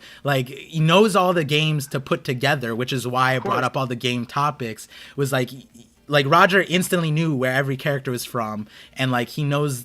Like his game knowledge is unfounded, like from the people I've met. I think that's the thing that people are surprised by. I think when they meet me is I think they, like I am somewhat to an extent like as we all are as One Piece creators, kind of like a mini One Piece encyclopedia. Yeah. But like I am by no means a Tekking or a Liam, right? Like there are people that know every little thing, every little character, and like I screw up names. You do too. We're kind of the same way in this aspect, right? It's like we'll forget little minor things and we'll call other characters by the wrong names sometimes. Yeah, we'll call them by the way certain story arcs are built. But like the core part, we're obviously such big fans of the series that we remember mostly everything. Yeah. Whereas like Nintendo and video game stuff, I am like an encyclopedia. Like I grew up with that more so even than anime and manga. And like that's where my background came from initially in terms of like work. Is my first job out of college. I worked for Nintendo. I was a product demonstrator. So like. I've been going to E3 since I was 18. So like I have been in the world of video games and engrossed in that longer than I have been for One Piece. So yeah, when it comes to ideas for games or the way like certain anime and manga connect to games or what I like in games versus what I like in anime and manga, there is sort of like a shared vocabulary there of like, okay, I love orchestrated soundtracks. This is something that's going to make me like a game or make me like an anime. I like a really good story. This thing is going to make me like a game or like a manga, right? Like, I like the characters in this thing. I like the day-to-day, like the regular chapters of One Piece. I enjoy the average chapter of One Piece because there's a cool lore dump in it or there's a cool revelation or a cool fight. I like the day-to-day of playing something like Smash Brothers or Animal Crossing or Overwatch because I like playing those games every day. Like the routine of it is fun. So so now I gotta ask, because you're a smart person. I know you're a smart person. And I'm wondering now that you have this grand idea in the storage, and people know you're ambassador Nintendo. You were just at Comic-Con for Bandai, and and you're gonna be at Nintendo Worlds next year. And there's some details you shared with me. I don't know if you're allowed to share them, but and you love One Piece, and you have this idea for One Piece. Is this the Rogers grand master plan to get into the world and help them make a good One Piece game by the end of it? No, but not at all. I don't want to make my own game. I don't care. Don't want to? Okay, do you want to, or that's not the plan? I'm not somebody who like.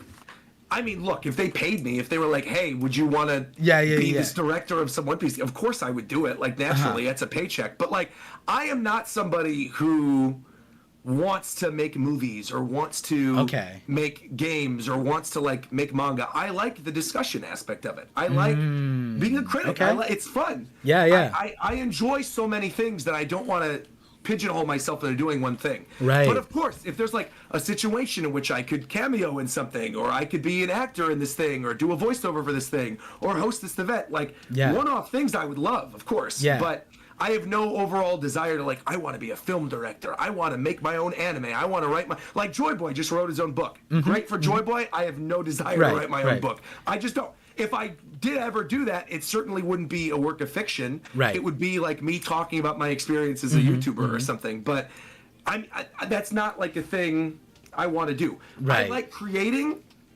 for and as myself, if that makes sense. I like streaming and creating entertainment as Rogers Base for a Rogers Base audience, talking about a variety of different things. That is what brings me the most joy. I love hosting events, like when I did the Comic-Con one, like you were talking about, or the one at Anime Expo where we were talking to Shimizu-san. Like, that kind of thing is fun. Right. And then I don't have to pigeonhole myself into just doing one thing. But of course, on the topic of like if Bandai or Nintendo were like, hey, we want to have you in a focus group and talk about what the next One Piece game should be. Well, obviously, I'm not going to turn that down. Right. If they're like, hey, would you want to be a producer for this thing? Of course. But I'm also realistic. I'm not going to be like, you know what? I have this great idea for a One Piece game. I'm going to use my connections to get into a meeting with Nintendo. Because I'm going to tell you a fun story. Okay, fun story. Okay, all right, sit it. Kind of timely, too, considering what's been going on recently.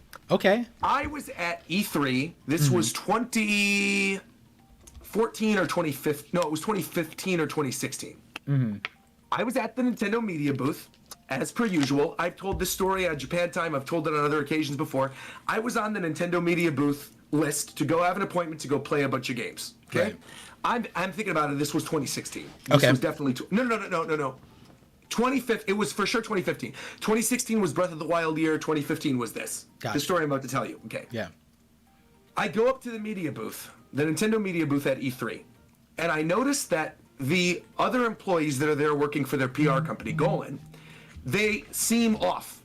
They seem like something's wrong. And I walk up to the booth to have my appointment. I'm like, hey, what's going on? And they go, oh, we'll tell you about it in a sec. We'll tell you about it in a sec. And Miyamoto is there. Miyamoto who's created Mario and everything. He's inside the media booth. So I'm on the outside. He's on the inside of the booth. And it's like its own little separate area on the show floor. He's in the booth with his back turned to somebody who I can't quite make out. Right. But I hear them talking. Right. And then the voice sounds familiar. This person leaves that he's talking to through a back door, like behind where the media booth area is, and they allow... T-Speed knows this story already because I've told this before. And I walk in to the media booth with me and my buddy. Yeah. And we're talking to the Golan people, and we're like, what the heck just happened there? What was that about? And Chad, who still works there, shout out to Chad, he's great, Chad is like, okay, don't talk about this yet, but that was just Kanye West. And me and my buddy are like, what? So let me explain what happens. Kanye walks into the media booth, the private media booth you have to have an appointment for, walks into the media booth, makes a beeline for Miyamoto, and goes, bro, I grew up loving Mario. Like, I love Mario. You're going to make my game. I'm making a mobile game. You're going to make my game, bro. You're going to make my game. Oh, jeez. And starts ranting at Miyamoto about how Miyamoto's going to make his game. And Miyamoto's not speaking fluent English. He's there with his translator. The translator's obviously not translating this, like, unhinged tirade that Kanye's doing about making his game. And the translator's just there, like, smiling and nodding. Yeah. And Miyamoto's, like, smiling and nodding. And then Kanye leaves. Right. And the look on all the Golden employees' faces and all the other Nintendo employees' faces, Yeah. like, at some point, I know I want to have Kit and Krista on Japan Time to talk about the story, like, in depth, because they were in the booth when this happened. I was on the outside part, and I just heard about it afterwards. But, like, that idea of waltzing into some place and just being like, bro, like, I'm who I am, bro. Like, here's all the stuff I'm going to do. Boom, like, here. Could you imagine the audacity, the ego of me to walk into like a Nintendo appointment or to walk into like one of my Bandai meetings to be like, bro, I'm Roger's face. So here's my idea of like a One Piece game, bro. Here's what should happen because I know this is what. That's ridiculous. Right. Absolutely, positively ridiculous. So I think about that story in my head of how Kanye waltzed into the Nintendo booth, tiraded at Miyamoto for 15 minutes, and then left, and like how we all thought about him after that. When we were like, what was this unhinged thing that he just did? That makes me think like I would never want to be like that. I would never, ever want to be like that and be that person to just walk in to a private Japan appointment. And not even like Miyamoto. Culturally aware too, right? Not like, even aware of the situation. Exactly. Right. Like I would have brought my own translator who I told my message like prior and prepped everything so it'd be understandable. Right. And like like that's business 101. I would bring a translator. Yeah. I would set an appointment up. I would go through the process. Right? Yeah. So with that, right? Like that was the moment I lost so much respect for, and now I definitely Kanye can go stuck a bag of you know what. I don't care anymore. Kanye sucks now. But back then I was like, bro, this is when obviously I don't care. And people are like, okay, but Roger, you're not Kanye, bro. That just goes to show, like. This is a prop. This goes back to the GOTA conversation. Let's talk about this a little bit. Because I know we talked about this at Comic-Con. The idea that people put people on pedestals because of their artistry as being gods, like you're actually, and I mean this genuinely, like you're sick in the head. If you think that way about people genuinely, you're sick in the head. Because nobody is like that. You could love somebody's art and respect them as an artist and disagree with their opinions. But the second you start putting somebody on a pedestal and you're suddenly a yes man for this person and everything is good at all, that's a problem, bro. Yeah. That is a huge, massive problem. And you absolutely need to like take a step back and reevaluate your life because you should never be like that with anyone ever. People always say like, don't meet your heroes. You got to remember like Miyamoto, Oda, Kanye West, they're all people just like you and me who have their own opinions about things. Flaws, like, issues, life. We all have our own opinions about things. But the second, and I wouldn't want people to do this for me either. Like, all of my regular viewers in my chat or whatever, they've disagreed with me on multiple occasions, and that's great. I like that. I like having the back and forth. But the second you surround yourself with yes men, right? Like, the second you surround yourself with yes men and everything you do is good and everything is amazing, you've lost the plot, bro. Yeah. Because at the end of the day, you're a normal human being. You know what I mean? This is something like me and Braga were talking about too. It's like with content creation, especially, it's like you were talking about this. One of the reasons why you wouldn't want to do something is like you like putting out Rogers based content. You like putting out things that you have full handle on, and you know by proxy people get to know who you are. And but even that limit is like you don't know Roger, right? I wouldn't operate like when I was Nintendo. You were like, come closer, like be more friendly. I'm like, I don't, I don't want to act like I know you. Of course, right. But I think that's respectable, right? Because you have respect for your fellow human beings and you can read a room. Right. And I think there's a lot of people who can't read a room, or their ego makes them think they are more important than they are, when in reality they are still a human being. Like, I think people always say this about me. They're like, oh, bro, Rogers has such an ego because he'll disagree with opinions and stuff. It's like, that's not it at all. It's that the way I come across can definitely be a lot for people, right? Yeah. Because they don't know me and they don't understand that that's the way that I'm communicating my opinion, and I'm looking for somebody to share their opinion with me. Right. But when I do something wrong, like in the case of me calling everybody an idiot who didn't like Big Mom's Amnesia thing, I could easily take a step back, evaluate myself, and be like, oh, that was not right that I said that.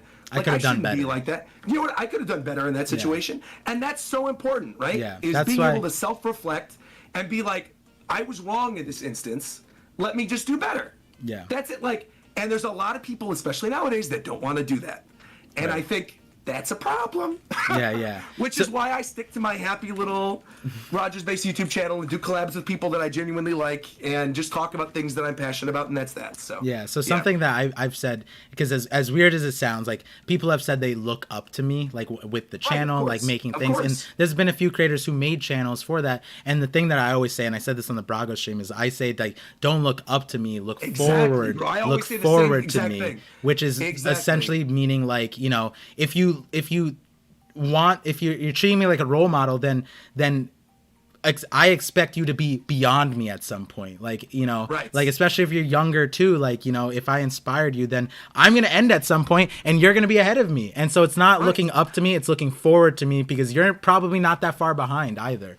So it's like, you know, there's so many things that like I try to put my best foot forward on the internet, but like, you know, you guys, there's so many talented people in the community as well that just it's just they're held back by like this idea of being like perfect. And you were talking about that earlier on the stream, on your stream the other day, where it's like start from wherever you are and build to wherever you want to be, right? And that's kind of like what it is. And building yourself up to be an egotistical god isn't like if you respect Oda, the wrong way, if you respect Oda, if you respect any of the people, they're not gods, because if you truly respected them, then they're as human as you are, and you can eventually be there, right? And the thing with that in particular too is like, obviously the Goda thing is a great meme. Everybody loves it. We're like, oh God, but I mean, I would hope that most people that watch me or watch you or whatever, or like all of our friends, we don't want to put that pressure on Oda. He's a person at the end of the day. He's going to make mistakes. Certain chapters aren't going to be good, and that's fine.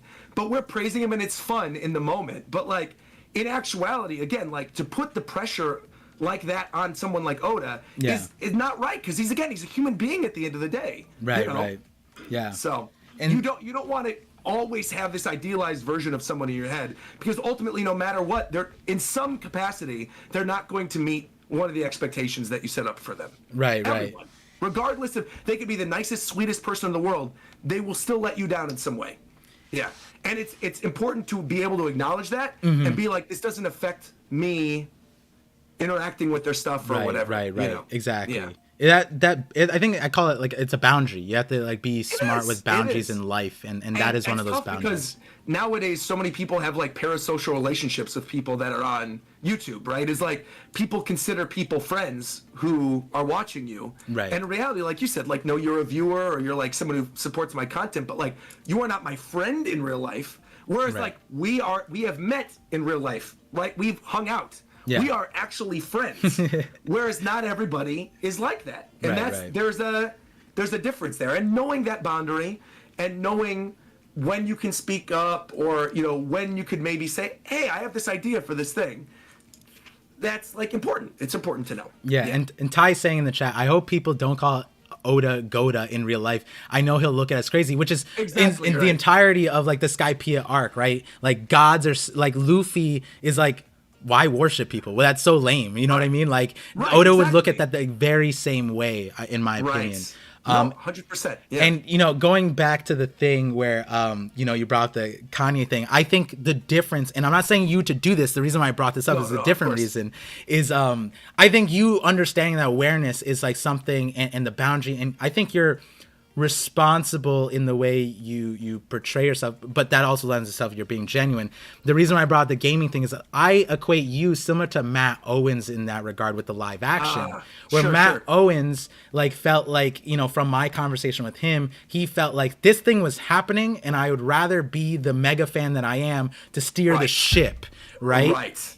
And after getting to talk to him, I think all of us in that room were essentially like, he's like the best person to do this kind of thing. Easily. Regardless of how the show turns out, I think it's a testament to it wouldn't have worked in the first place. He literally is the best person to be working on that show. Like, if anyone is going to make One Piece live action work, it's going to be him. And if it didn't work, that wasn't on him entirely. It's like the ship. It was not going to work. Exactly. He's the best pilot. He could not have a better person. He's going to be awesome. And in that regard, I equate you with the video game stuff. Now that I know you with the video, now I understand how you're equating it. Right. definitely. And so the reason why I asked that is because I find myself in weird places in the future, in the past, and where it was able to connect things. And I'm not saying that but if there's ever a moment where there's ever like, hey, who should work on the future One Piece game with Nintendo, of course. Bandai, I'm gonna be spearheading Roger needs to be on this team. And like sometimes I see it this way where it's like sometimes the best person for a job is the person who doesn't want the job. And I think that also lends itself to you being that, because like I think like a lot of people came into the thing and saying like, I don't really care for the games, and it's like, I want the games to be good. You know what I mean? We don't want them to just be cranking out bad One Piece games. If they're gonna make a One Piece game, we want the game to be good. Yeah, and like I have various ideas, and you know, this is something I want to put on stream with you. Whereas someone actually, an indie game creator, contacted me to help write the story of the thing, and they're One Piece fan, and so I was just like, oh wait, hold on, Roger, if I make this thing, would you play that on stream? Yeah, of course I would. That's content right there. Yeah. Playing ParVision's game. Let's roast it. Like, that's great. Yeah, roast. That's exactly what it is. And or if I would genuinely like it, then have fun with it. I mean, that's like, of course. Yeah. I'm gonna read Joy Boy's book. Definitely, I'm gonna read Joy Boy's book. I don't know when I'm gonna get time, but I'm for sure gonna read it, and that's for sure gonna be content. It's gonna be me reviewing Joy Boy's book. Yeah. So, I mean, that's, of course, you want to support your friends if they're doing cool stuff. Like, I want to watch the One Piece Netflix to support Matt and the whole team working on it. I want to play your game that you're writing the script for. I want to read Joy Boy's book. Like, that's the fun of it. I want to do that. I want to support my friends. If Randy's working on a project, I want to go watch the project that he's working on. And I'm going to speak this into existence, and you may not be happy about it, but I want to play a Rogers Base One Piece game. Or Rogers Base game, period. Yeah, I want to play that. I'll, at the very least, I'll hire a translator. I won't just burst into the door. One way or another, I feel like it's something that I think a lot of people will be happy about, you know? Yeah, for sure. And it'll be a lot of fun, and it's like supporting, but then also like it's one of those memory things, like 40 years from now, my kids playing, you know, this One Piece game, like my friend made this or helped make this game, was a part of that, you know what I mean? And like we talked about this years before it was made or something like that. So you know, that's something. And I think like another aspect of something I wanted to ask you was you like almost inserting yourself in the story, but not being in the story. But knowing that you're a theater person, is there a One Piece character that, I mean, in the live action, if there's second season, third season, or whatever? Big News Morgans. Big News Morgans. Okay, so that was okay. Big News Morgans. I've told Matt that literally. I've said that exact thing. I literally told him that directly. I was like, obviously, Big News Morgans is not involved in the story at all in the pre-time skip. But if there's some way, somehow, to work him in as a cameo or something, and you need somebody in the Big Bird suit, I got you. Like, I'm dead serious. Like, I've told him that multiple times. I'm like, when you do Big News Morgans, you get me in that audition room. If you ever get to him. That's fun. That's fun. Big News Morgans is a great, and oh man, and you told me that. With the channel. Yeah. I think Morgans is genuinely funny. I relate to the newsman aspect of like always looking for the scoop or something. I love it. I think he's great. that is with the Nintendo release. You were on that. If they need somebody for a third or fourth season or whenever they would do that to go on screen with the bird outfit on, going, "This is big news!" Like, easy. I got it. I got you. Okay. Don't worry about it. Okay. I'm looking. I've got the flamboyant arms. They would go perfect with wings. Yeah. You put the duckbill on me, bro. I'm here for it. Reindeer said that's so flamboyant as well. Yo, this is perfect. There you go. Perfect. Yeah. Wow. You gotta do a little voice audition then sometime. I'm telling in the you, future. man. That's it. Do you already have something like that? Do you have your on stream? I do actually have a reel. I do have a reel because I've done voice work in the past. So yeah. Okay. We'll check that out sometime in the future. So yeah. I asked a lot of the questions. I'm sure we're going to get so many more conversations between us in the future. Tons. So we don't have to stuff everything together. But I did, the main aspects of like, we're in a video game arc. This is so exciting. I know you're happy. Blast from the past, seeing the future. If you do that Matt B conversation with Dragon and Kuma, I would love to. Yeah. Definitely looking forward to seeing that, hearing the nostalgia of that conversation too. Because I think you enjoy.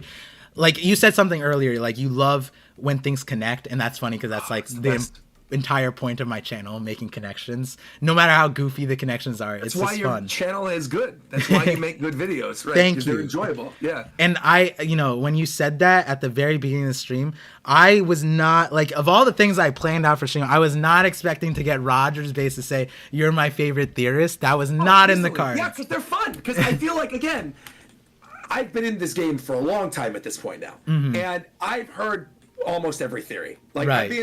every theory I've heard. When people are like, "Oh, did you hear about the Kraken theory? Did you hear about the?" It's like, yes, I've multiple times on multiple streams. Yes, it's not new. Like, you're going to be nice to someone if they're telling you, "Oh, talk about this theory." Like, Right, what are your right. thoughts on this thing? Even if I've regurgitated it like 100 different times on a stream. Yeah. But with your stuff specifically.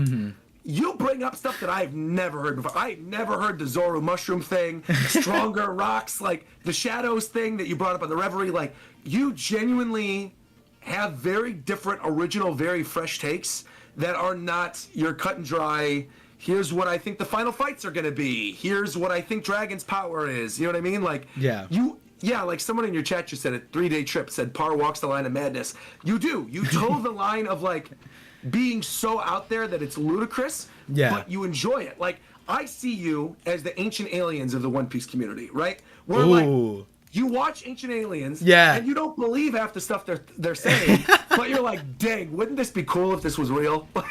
You know what I mean? Like, that's what makes your stuff enjoyable. And it's funny because like Oda is almost that writer at times, where it's like I talk about the Zoro plant thing, and then he doesn't need to do it, but then in 2 chapters ago they call Zoro plant again. It's like it's like, that joke was like, people were like, is Oda just in his basement listening to all the theories? Like, it's so fun. I will say for sure, I know for a fact a couple YouTubers that Oda watches. For a fact. I know some. He confirmed on the editor note in this chapter that he watches YouTube to a heavy degree. I know the list. Which is fun. Yeah. But that's an off camera thing. All right. That's, I think, the other reason why I'm like, we'll go by the flow. I say whatever I want. It's fun. Yeah. So but I know some of them for sure. For a fact, I know some. Yeah. All right. We'll talk about that later. I don't know all of them, but I know a couple for sure. So from people who would know. So let me get through some of these super chats, and then we'll get back to let's do it. Closing out, winding out the stream with some conversation. Let's do it. So Zekin earlier on gave I keep forgetting the currency this is, but thank you for the super chat. He said no one knew Game of Thrones books before Game of Thrones show. One Piece's live action could elevate One Piece to world fame. East Blue's story is good enough, but what should be cut? The comedy. Interesting. I would argue against that from the live action. I also argue against that. Yeah. They should not cut the comedy. I think you have to have some type of pull. Yeah, not only a pull, but like you have to have something that like lightens the mood a little bit, because the core of One Piece is it's a goofy pirate manga, right? Like, there is goofy. I hate to use that phrase, and I always like troll Liam about it, but it's true. It's like it is still a goofy, fun series, and so if you eliminate the goofiness from it, I think it won't have the same impact on people as it did for all of us reading it originally. You need to have that levity, exactly. Right. Yeah, I think the comedy, especially in the East Blue, is done. Like, my wife just watched through all the way up to like Arabasta, I believe, and I didn't show her One Piece because like I just wanted she wanted to watch what I watched, which was I was like, you don't have to do that to yourself. But she watched it and she enjoyed it, and she comes from a world that watches more of like the actor television kind of America kind of stuff. She's not connected to the anime world, and so the live action is made for that demographic more so than our demographic. So a lot of the things that went well there, I would imagine would go well in the live action. It's definitely. Like, I think where some things are going to get lost, and I think all the creators agreed upon this, was the post-production CGI, like the animation stuff. That's where a lot, you see that with Marvel, how much slack that they got from She-Hulk, for example. Like there's so many different aspects where I think back to like the 90s CGI. I'm like, hey, we made waves since then. I'm grateful for that. As long as we're not going back to some of those things, I'm happy. I don't think, I mean, this is something I could safely say, right? Like, people know that I went on the set now. People know I visited, and that I recorded a lot of stuff.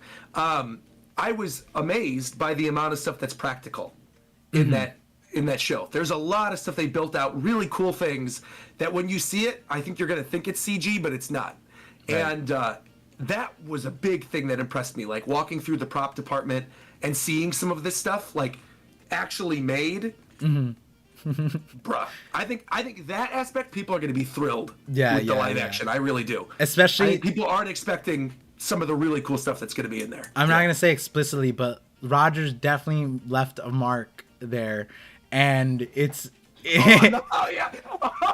Don't tell that story yet. Yeah, I'm not saying the story. I'm not saying the story. Your friend DNA. When me and Matt tell you you're allowed to tell that story after the show comes out, we can talk about it. But yes. But the reason why I brought that up is because that was only possible by how like reality was there. You know, like if they didn't bring reality to the show, you couldn't have left your mark there, which is the funniest part of it, because you were essentially to paraphrase the story.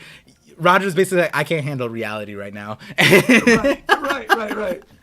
So he handed off the reality. That was pretty funny. Bro, it's gonna be wild, man. Yeah, when that's revealed, definitely think back to what I said, because I think it's Roger knows what I'm talking about, and you guys don't. What I'm talking about, for sure.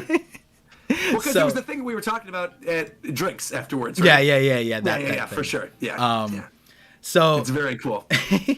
Mr. Bushido with the super chats, a few of them. So also made a member. All right. So he said you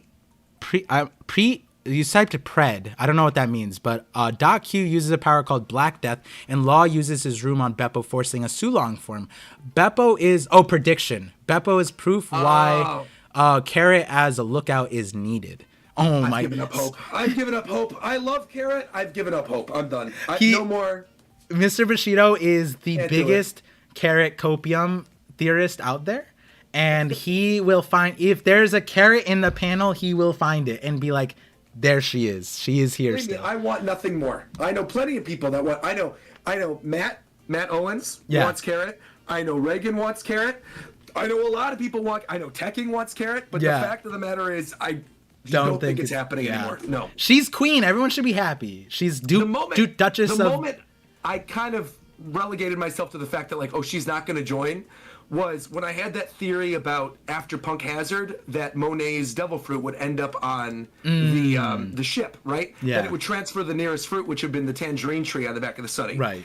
And that chapter at the very beginning of Whole Cake, where they're starving, right? And they're starving, and Luffy makes the disgusting food and all that. Yeah. I thought, man, this is it. This is going to be it. They're going to be starving. They're going to eat the tangerines off the tree. One of them's going to be a devil fruit. Nami or Carrot's going to get the Monet power. And I kept, like, I was so, especially because there were the little snow bunnies underneath the water as they let Punk Hazard. It was too clear. I'm like, this is going to happen. And then on top of it, there were snow bunnies and Carrot's a white rabbit.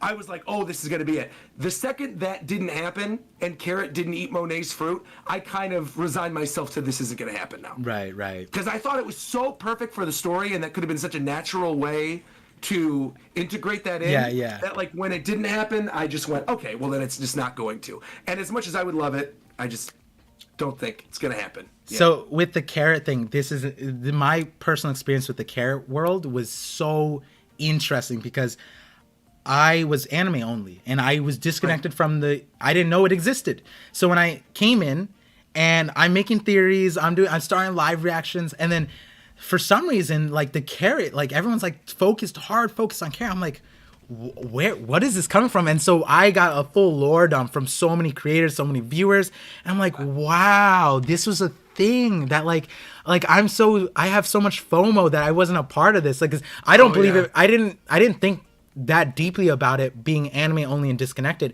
which I imagine was grown out of how connected the community was at the time, weekly reading, making the theories. Especially because, like, that was at that time on Zoe, just post the end of Dressrosa going into Zoe was like the wave that me, Joy Boy, and Tekking really came up on. In terms of One Piece. Tekking obviously already had a huge audience with Bleach before, but I mean, in terms of his One Piece stuff, all three of us, like, rose on that wave.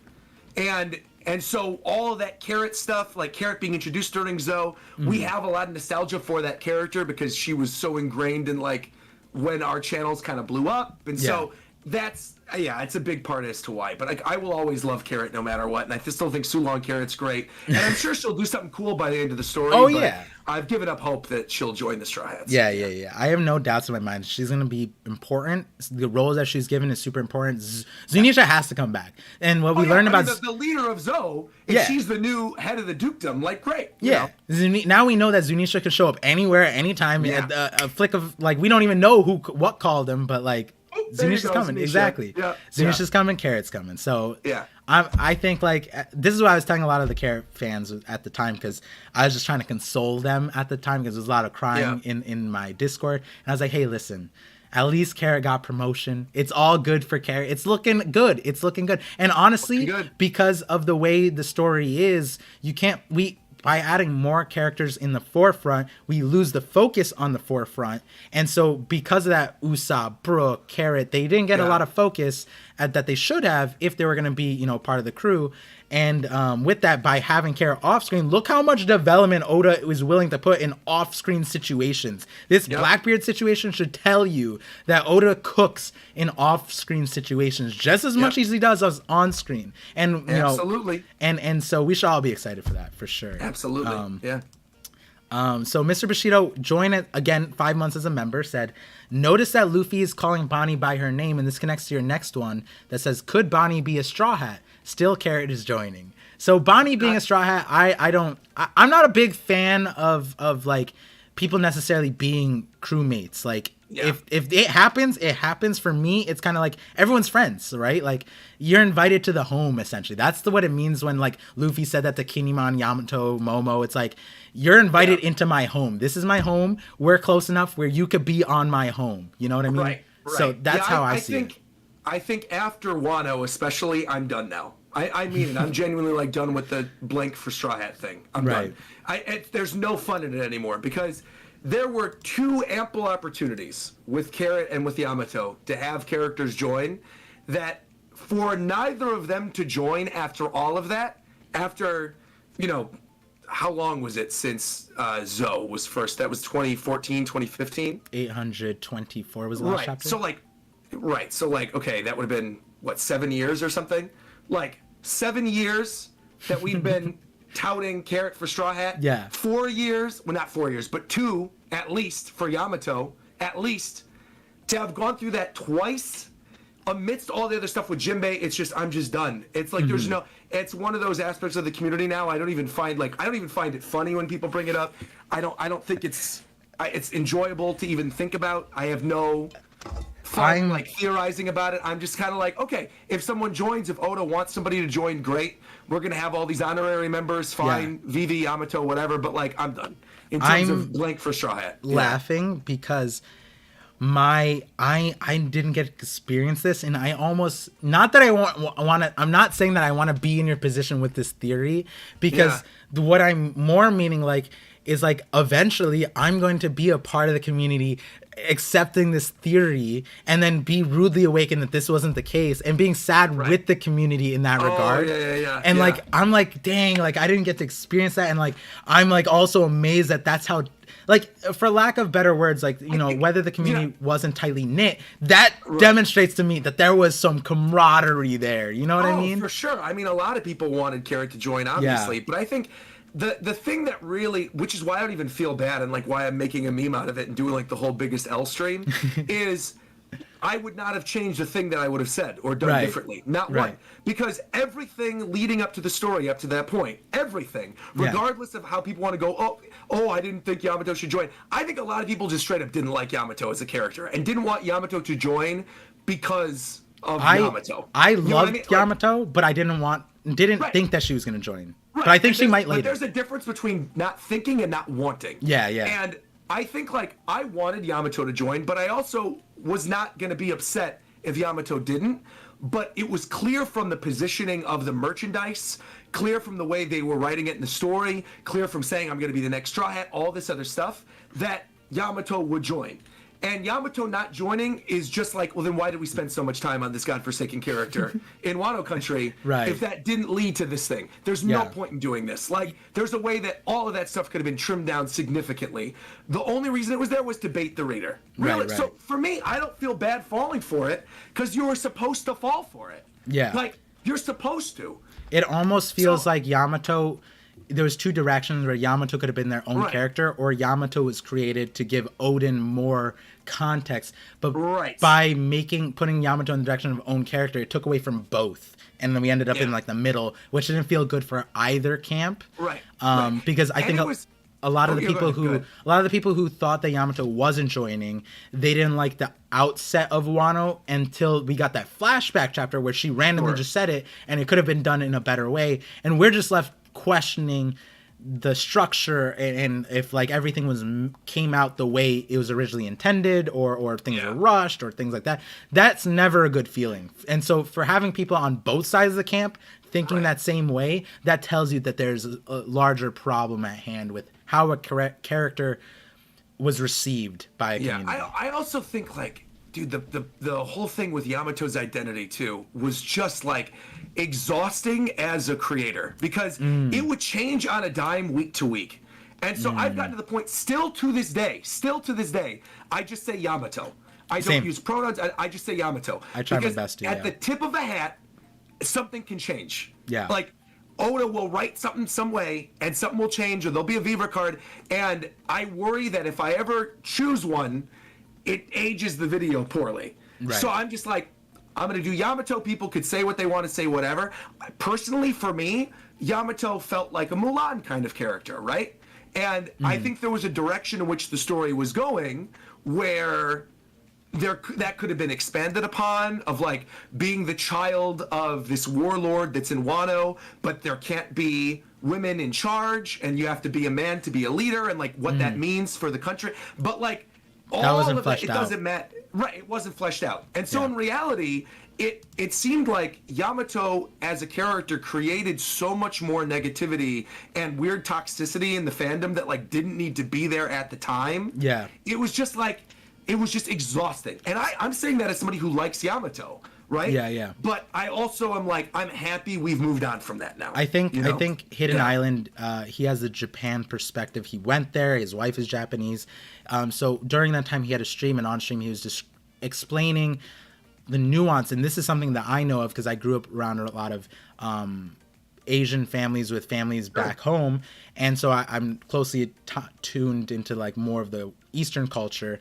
And when I saw all the things, I was like, this is more normal in Eastern culture. They probably don't bat an eyelash, and that's very much what Hidden was saying in regards to Yamato, that the emphasis that the Western side put onto the nuance of her character and the negative or positive aspects.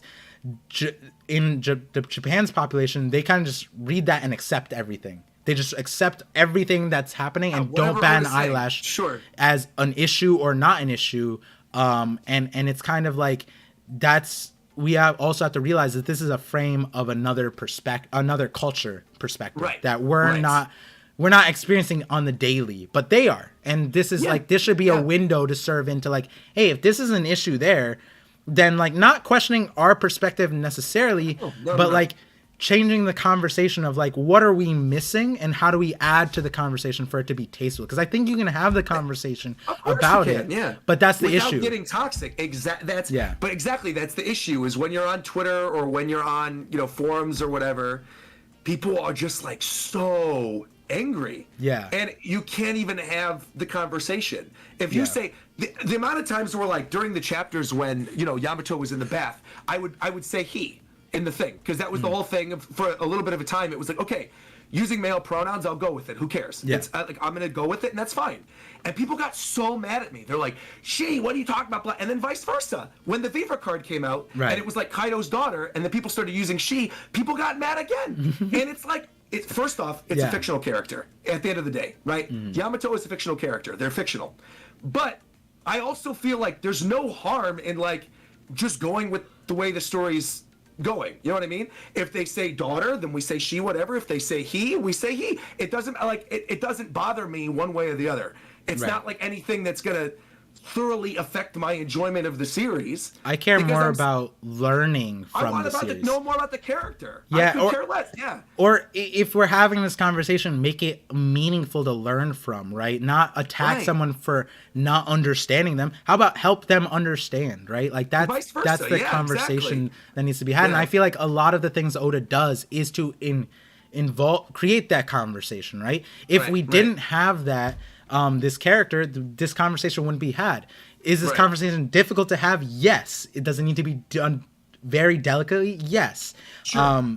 You know, can we fault him for maybe not doing everything perfectly in a Western perspective? Sure, maybe. But I think what's larger is like, hey, if the Eastern side doesn't have a problem, how about we learn about why? You know what I mean? There's a whole side of the world that's not complaining about this thing, and we're in our echo bubble shouting at each other. Didn't care. Exactly. Yeah.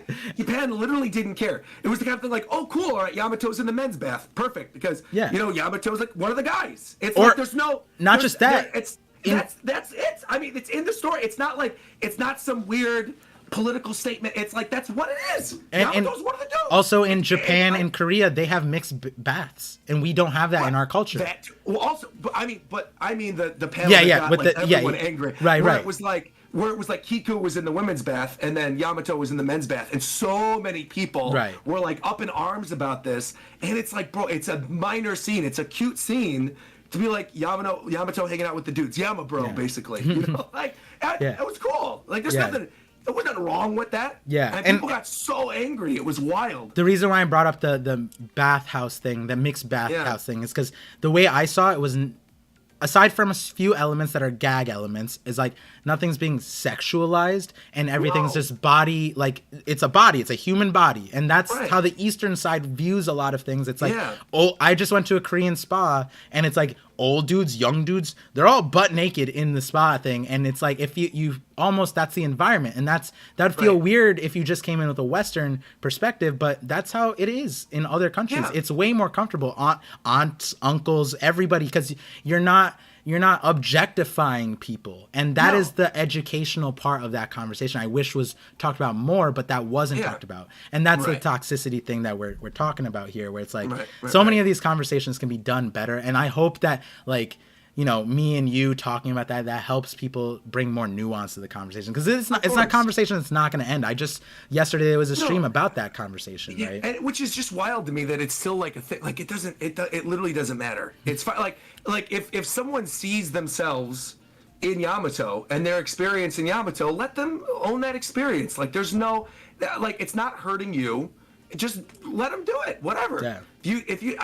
That is just mind blowing to me. It's like, it's a fictional character. I don't get it. Like, there's no way to be up in arms about it. It's wild. Like you said, it's a nuanced conversation, and people getting so upset about it was just like bizarre. Which is, that's why I'm just like, cool, Yamato, move on, and I'm good. But I do like the character, and I hope to come back. At the end of all of it, I do like the character. So, I think I have a few theories coming out for Yamato and Big Mom, which might explain the amnesia thing, by the way. I just want to put that out there. But Mr. Bushido, we'll move on to the next super chat. Mr. Bushido with the 10 euros, thank you. He said, I think Killer might be something like Sanji, but was created by Vegapunk.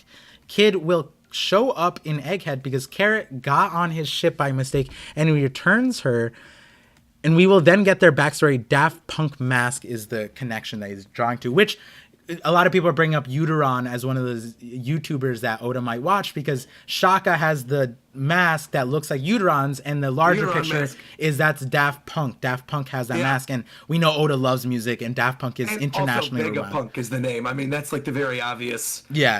And obviously Uteron gets it from Daft Punk. It's the exact thing that, so it's yes. It and works so on multiple fronts. Mr. Bushido is saying Killer's mask is similar to a Daft Punk mask, and so there could be a connection where Kid I mean, a lot of people thought Kid and Vegapunk would be connected. I guess to boil down this question, do you think Kid and Killer will show up on Egghead? Because my take is, I think they're having a separate story at the moment. I think so too. I think they're off doing something else. I don't think so. No. I think a lot of people also want this to just be a Straw Hat arc. I could also maybe see them doing something similar with Kid and Killer, kind of like what we're seeing with Law right now, where it's like a standalone thing, meanwhile on this other island. I think the next time we see Kid and Killer, I think it's going to be looking for the person with the burn. right? That's the whole thing that they're Yeah. looking for. So I don't think they're necessarily going to Egghead for that. I think that's their mission. That's where they're off to. And when we see them again, we'll see them interacting with the person with the burn on their face. Yeah. Right. Whoever that is.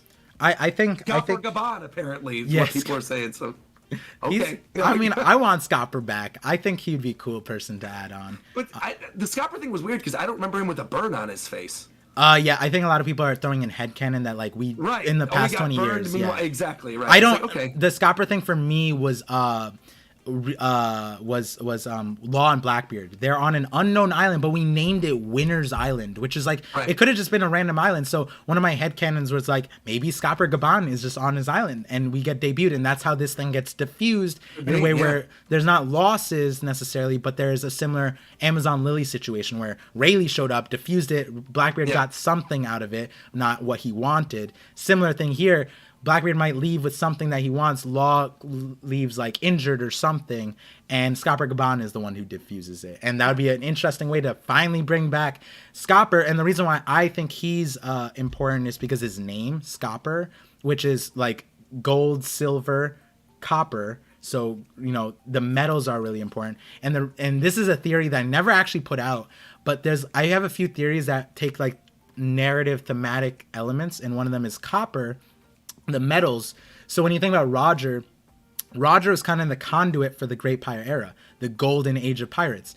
Gold is used in semiconductors. It's a great conductor for electricity. Silver is not as great, but we saw it be useful. Copper is the worldwide like base for conducting energy, and Luffy is the energy. And so I always liked the idea that Scopper would come back and be like the final catalyst towards something great in regards to the crew, Luffy, Sanji, Zoro, whatever it is. He's the copper conduit. That's the whole world runs on copper, if people didn't recognize that, and it's wrapped in rubber and plastic, and that's Luffy. So but yeah, so let's oh god, you guys super chatted a lot after that. I did not. I was gonna say there was a lot of super chats. Yeah, I was like, I don't know how we're gonna get through all these. We're almost done. There's really? Yeah, okay.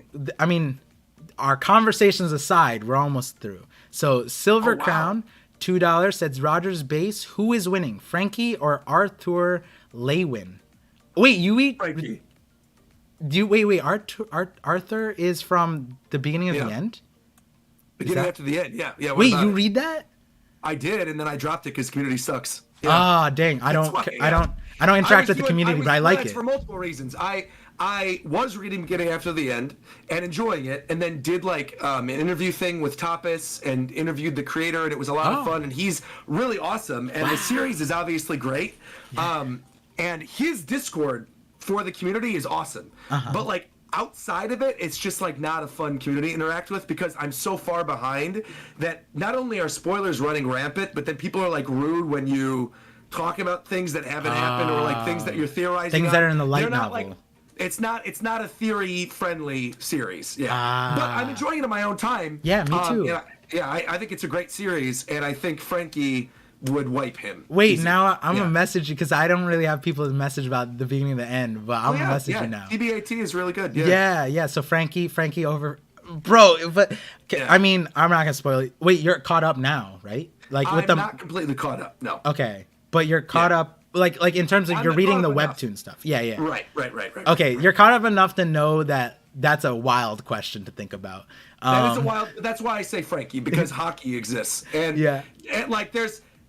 If you match hockey with the power system in beginning after the end, there's no question hockey takes. You know? So yeah, we'll talk about this. I'm excited now. Thank you for the super chat. Yeah, that was a good question though. Yeah, for sure. Caleb Brown, thank you for super chat. Said both of you are goats of the community. Thank you. Oh, thank you for watching. I'm not. I would say I'm like a baby goat right now. I'm a baby goat. I'm not like I'm a boat. There we go. I'm a little boat. I'm floating my way. Man. Come on. A supernova. See, that's the thing. Roger keeps on telling me like several times at Comic-Con and thing. You're like, your ParVision, act like it. I'm like, what does that mean?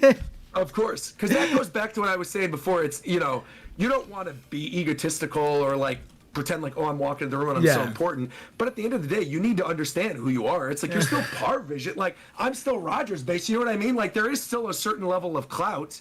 It's just you don't let it go too much to your head. Like know that you're still a person. But of course, you're still ParVision. I'm still Rogers Base. It's like, this is still hype that we're having this conversation, that our communities are overlapping. It's cool, you know. And the funnier part was this was in a conversation where I literally was asking Roger for his autograph. And That's true.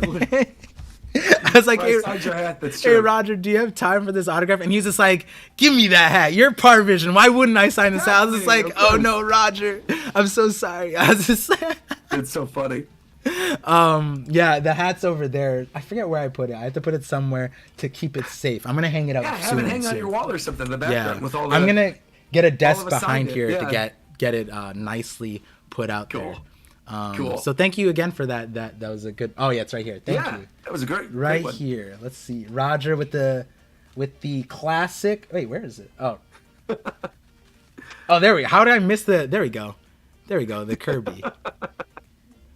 Classic. There you go. That's me. Which is foreshadowed something else, and we'll talk about that one later. I haven't announced that to people. Oh yeah. But let's see, Mr. Bushido. Oh, hold on, Mike. Phone just went off. What's going on? I had an alarm just go off. Oh, geez. Wait. Hold on. Oh no, we're good. Okay. Okay. I have stuff I got to record today, so I was like, Yeah. oh, it didn't happen, but no, I'm good. Yeah. We're good. Okay. At this point, people are super chatting so that the stream continues. We're gonna get through these. Mr. Bushido with another super chat said, "Live anime adapt still worries me." Bleach example.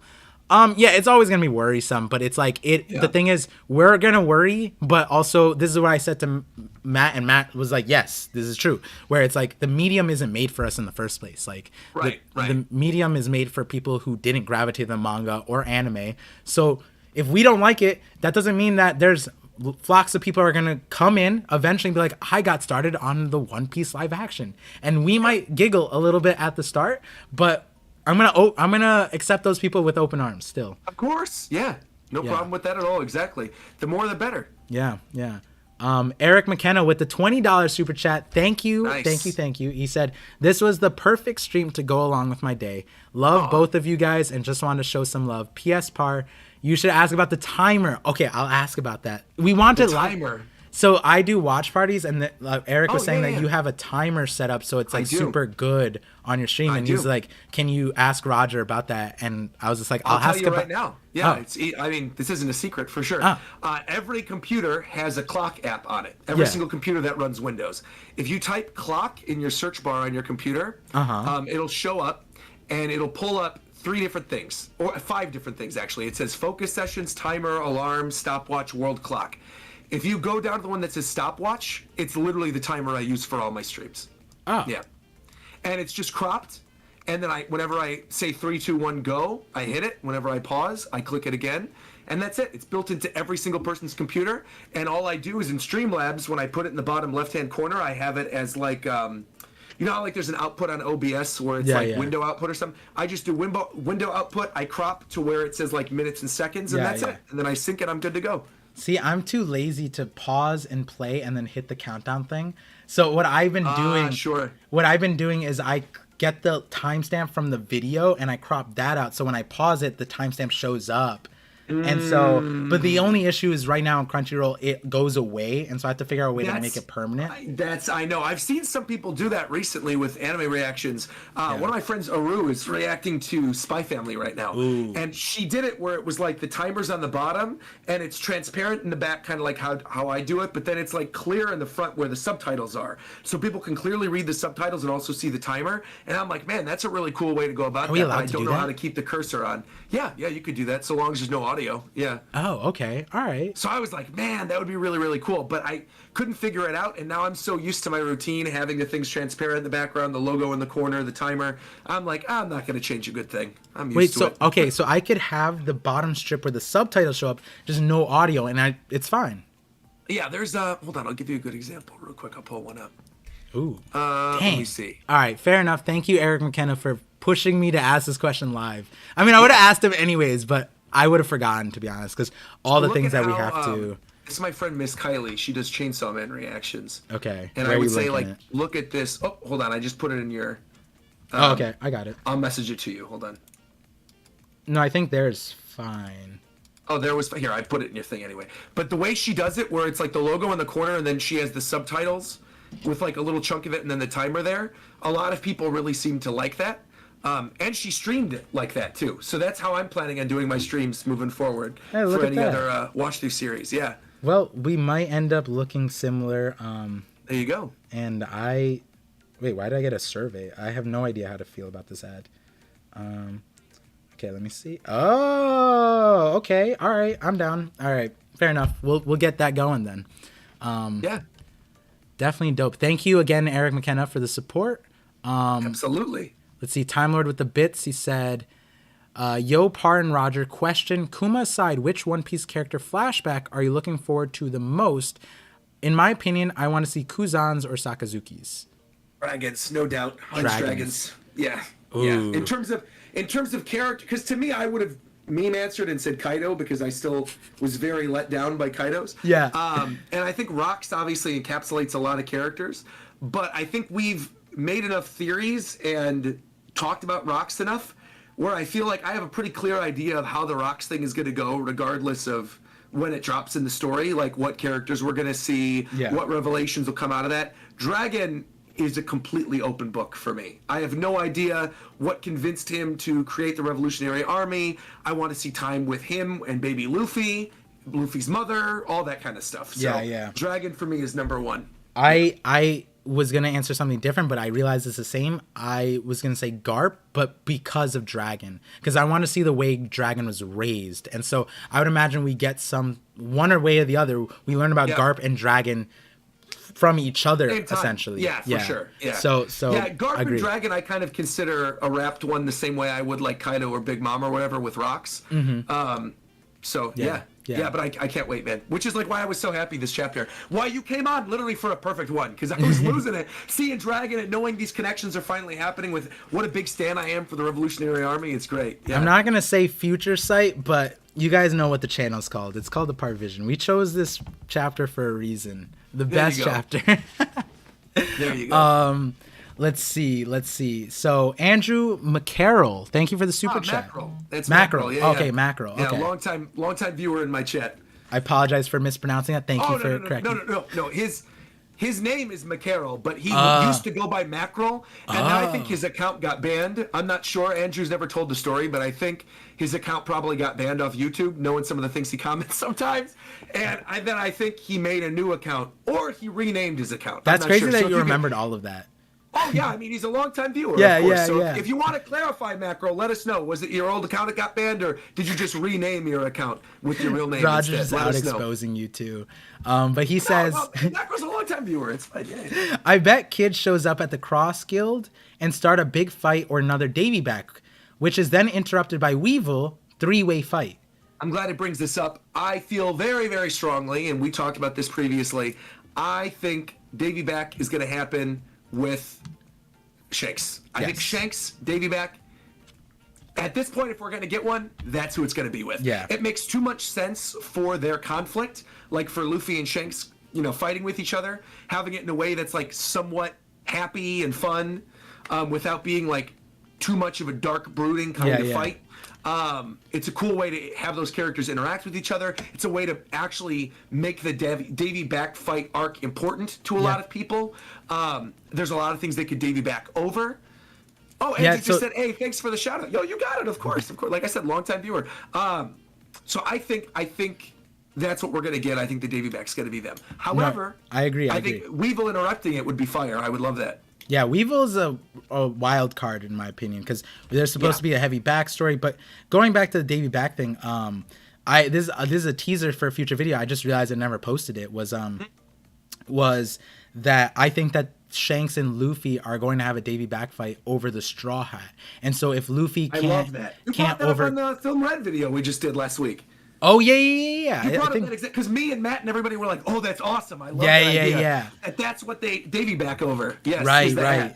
And because the other part I was explaining to you at Nintendo Day that day was that I think that the Davy back fight that we learned was an introduction, but it might not be the whole picture of what Davy back's meaning, and Shanks might know it, and so we might get a different perspective of it. But the larger thing is that Davy back fights were to abolish the other crew who lost, and so now that they're both Yonkos, and if Luffy surpassed Shanks, that would be the peaceful way to transition the power. It's like Luffy's supposed to give back the hat, but if that hat's pivotal towards the end game of One Piece, then whoever has the hat is the pirate king, essentially, in some regard. That's the thing too, is like I could literally see the chapter right now, right? Yeah. Where Luffy's crew beats Shanks' crew in the Davy back, and then the chapter ends, and Shanks goes, okay, who are you taking to join your crew? And that's the end of the chapter, and we go into the next chapter, because that would obviously be a huge cliffhanger that would get people talking for a long time, and then the next chapter opens, and Luffy's like, I don't want any of you. The thing I want more than anything is I'm going to keep your hat.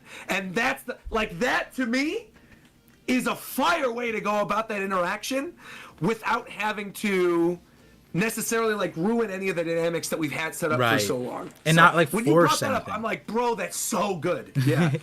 I gotta post that video then. I love it. Yeah. Yeah. When you brought that up in the video, I thought that was such a great way to resolve that conflict. And then allows Shanks and his crew to be on relatively good terms leading into the final war, and then also allows for that moment too of like Shanks potentially dying at the hands of Blackbeard and Luffy having maybe some realization like I never got the chance to give the hat back, or like something like that along those lines. I just think there's a lot of really cool story possibilities for the Davy back, and I think it would be even cooler if the Davy back happens on Elbaf, because of all the Norse mythology and the Red Force pirates and the theming of their crew, the thing with hockey, sort of doubling down, having two major things. You have a clash with the Yonko alongside the stuff about the Atom Tree and, you know, the history that went down there and Big Mom's history with it. I just think that Elbaf being a Davy back would be so sick. Yeah, yeah.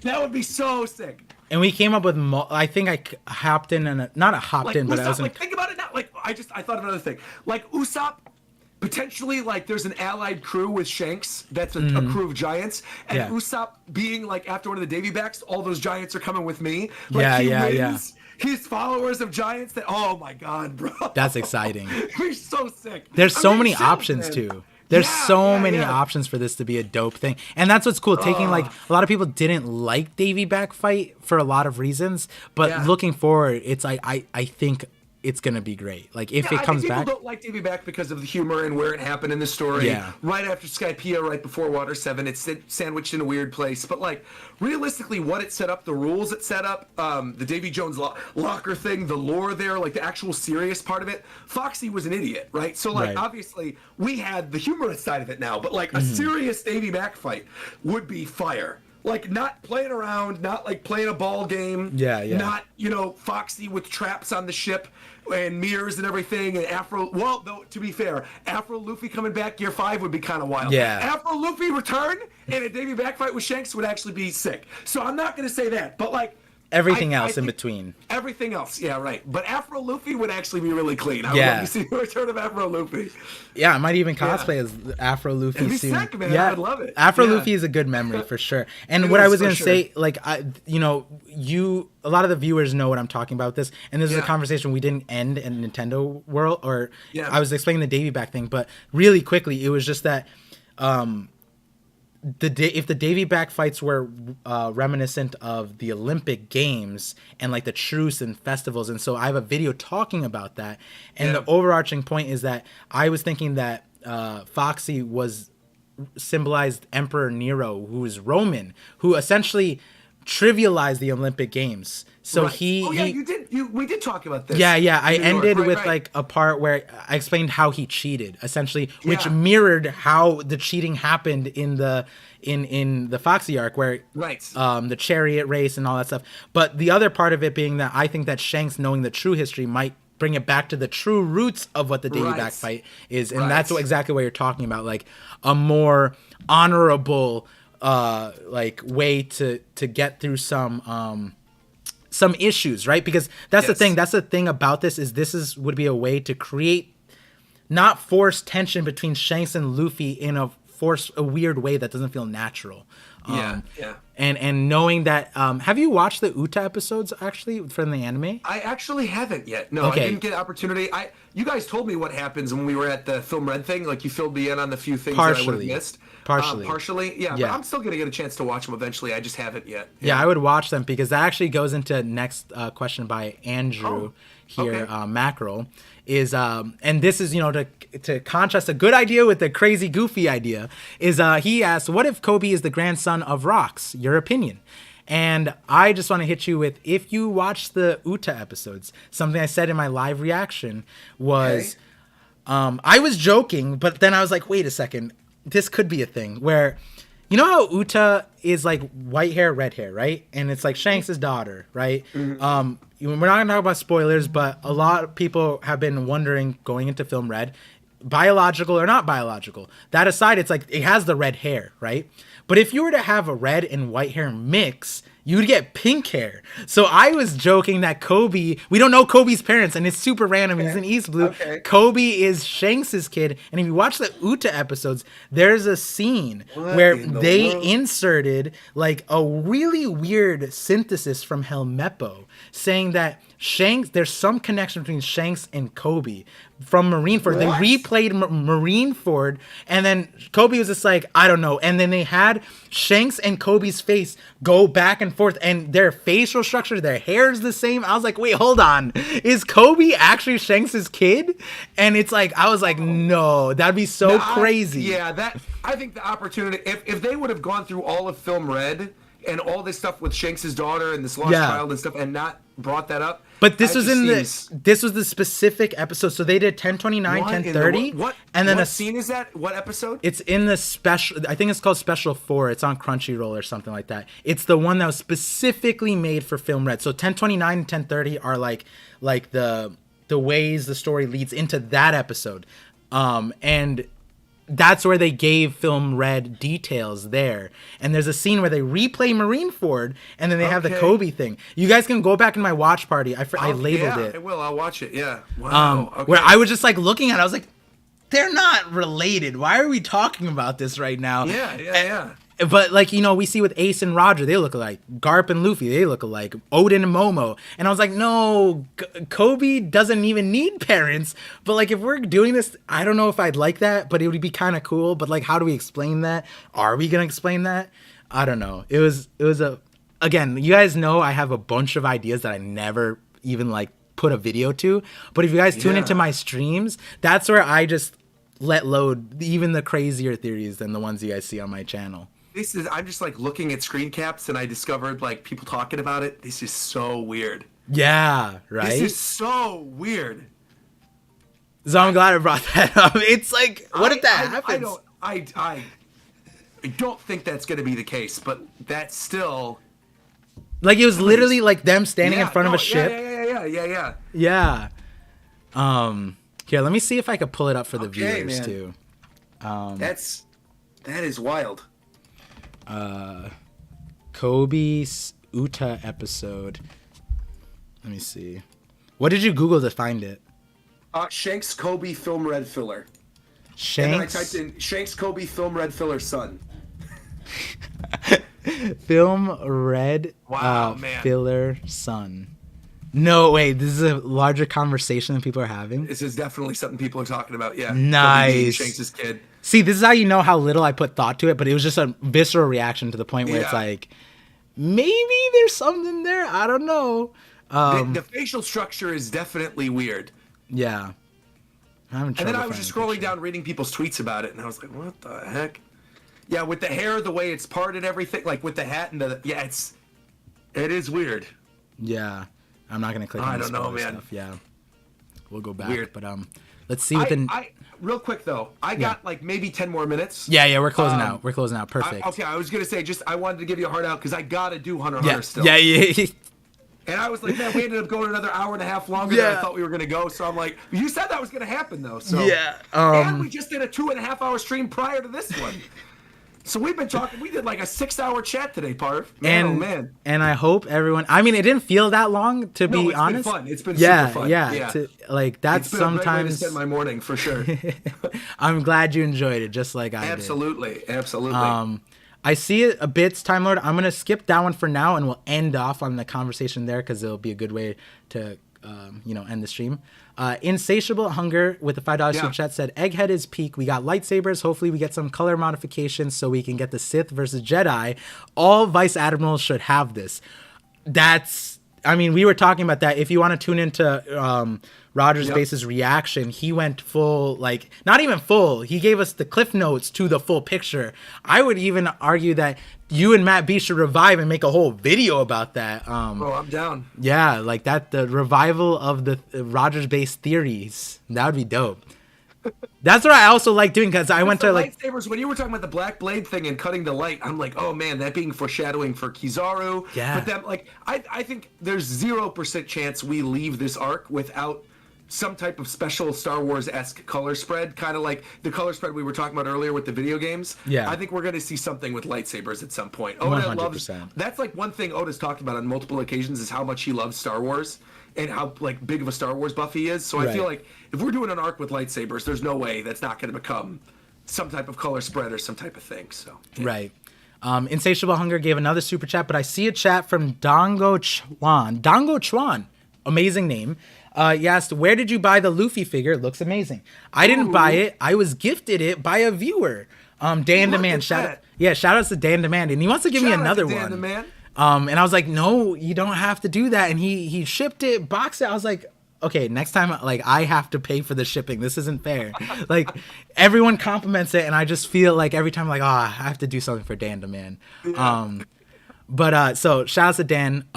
Insatiable Hunger with his another super chat. Thank you. He says, I'm hoping 1 out of 7 Vegapunks survive. We need a mad scientist for the final war. If not, would y'all like some Elon Musk memory chips for Frankie? Elon Musk memory chips. What do you mean? Oh, so have you heard of Neuralink from Elon Musk? Oh. Yeah. Okay. I was like, memory chips, what? Yeah. Look, I mean, yeah, Frankie being like a mad scientist with all the knowledge of Vegapunk would be sick. I'd be cool with that. You know? But I also don't think that's the direction they're taking Frankie. We were talking about flashbacks and things that we would like to know before the end of the series. Yeah. I still kind of want to know what's up with his parents. Yeah, 100%. I think that's something I would like to know a little about. So something that I think Sai brought to my attention. So we actually in 1063 got a title card for this recycling dog, Recycali. And we actually got a title card for it, which is like, it could have just been like a detail that we keep in mind, but we got a title card, and that felt significant. No, the reason why they're doing it is they're eventually going to make merchandise, and so they need to have a name for that thing for merchandise. So they're like, well, here's the title card, Recycali. So he referenced, I forget what show, but he was saying like the mad scientist ended up putting their memory into this random animal dog thing, which was like essentially this. I was like, so funny. So Vegapunk might escape and become this dog. Inside the Recycali? That'd be super funny. And then that was the joke at the end of that whole conversation, that this Recycali got shouted out because he's the new pet. Because at the end of this chapter, Chopper won't be the pet, hopefully. And he'll get the final respect that he has. And this will take the place. We'll get a Recycali. Recycali for Straw Hat. There you go. That is the straw hat theory that I got, the Recycali for straw hat. I'll back that one up. That one's funny. Okay, I'll take it. So we got another one for Andrew. Okay, so these are the last super chats because we're cutting off the stream. Yeah, I got it. Yeah. So gotta go. If you guys super chat later, I'll get to it on another stream. I'll definitely remember that. So thank you guys again for all the support. He said, sadly, I don't like Gon from Hunter x Hunter. Well, this is a transition to Hunter x Hunter stuff. He is like the Forrest Gump of anime protagonists. Come talk to me in Roger's Discord if you want to discuss. So Andrew Mackerel use this as a shout out to join Roger's Discord, which you guys should do. You go. If you're not in my Discord, should definitely join there, and the worlds will collide in the future for sure. It was nice meeting you, Andrew Mackerel. I gotta get that right. But also looking forward to see what kind of comments got you banned, because I got a few of those chatters in my YouTube too. I'm like, no, he didn't get banned in my chat. He also clarified that it wasn't that he had to make a new account. He just swaps the names. I was gonna say yeah. It's just fun. It's a funny story. He just changed his names. Yeah. So Time Lord asked with the bits. He said, if you could pick any character from One Piece to be your friend in the real world to hang out with you, who would you pick? And he said, for me, it'd be Sanji. So what's your answer to that, Roger? Ooh.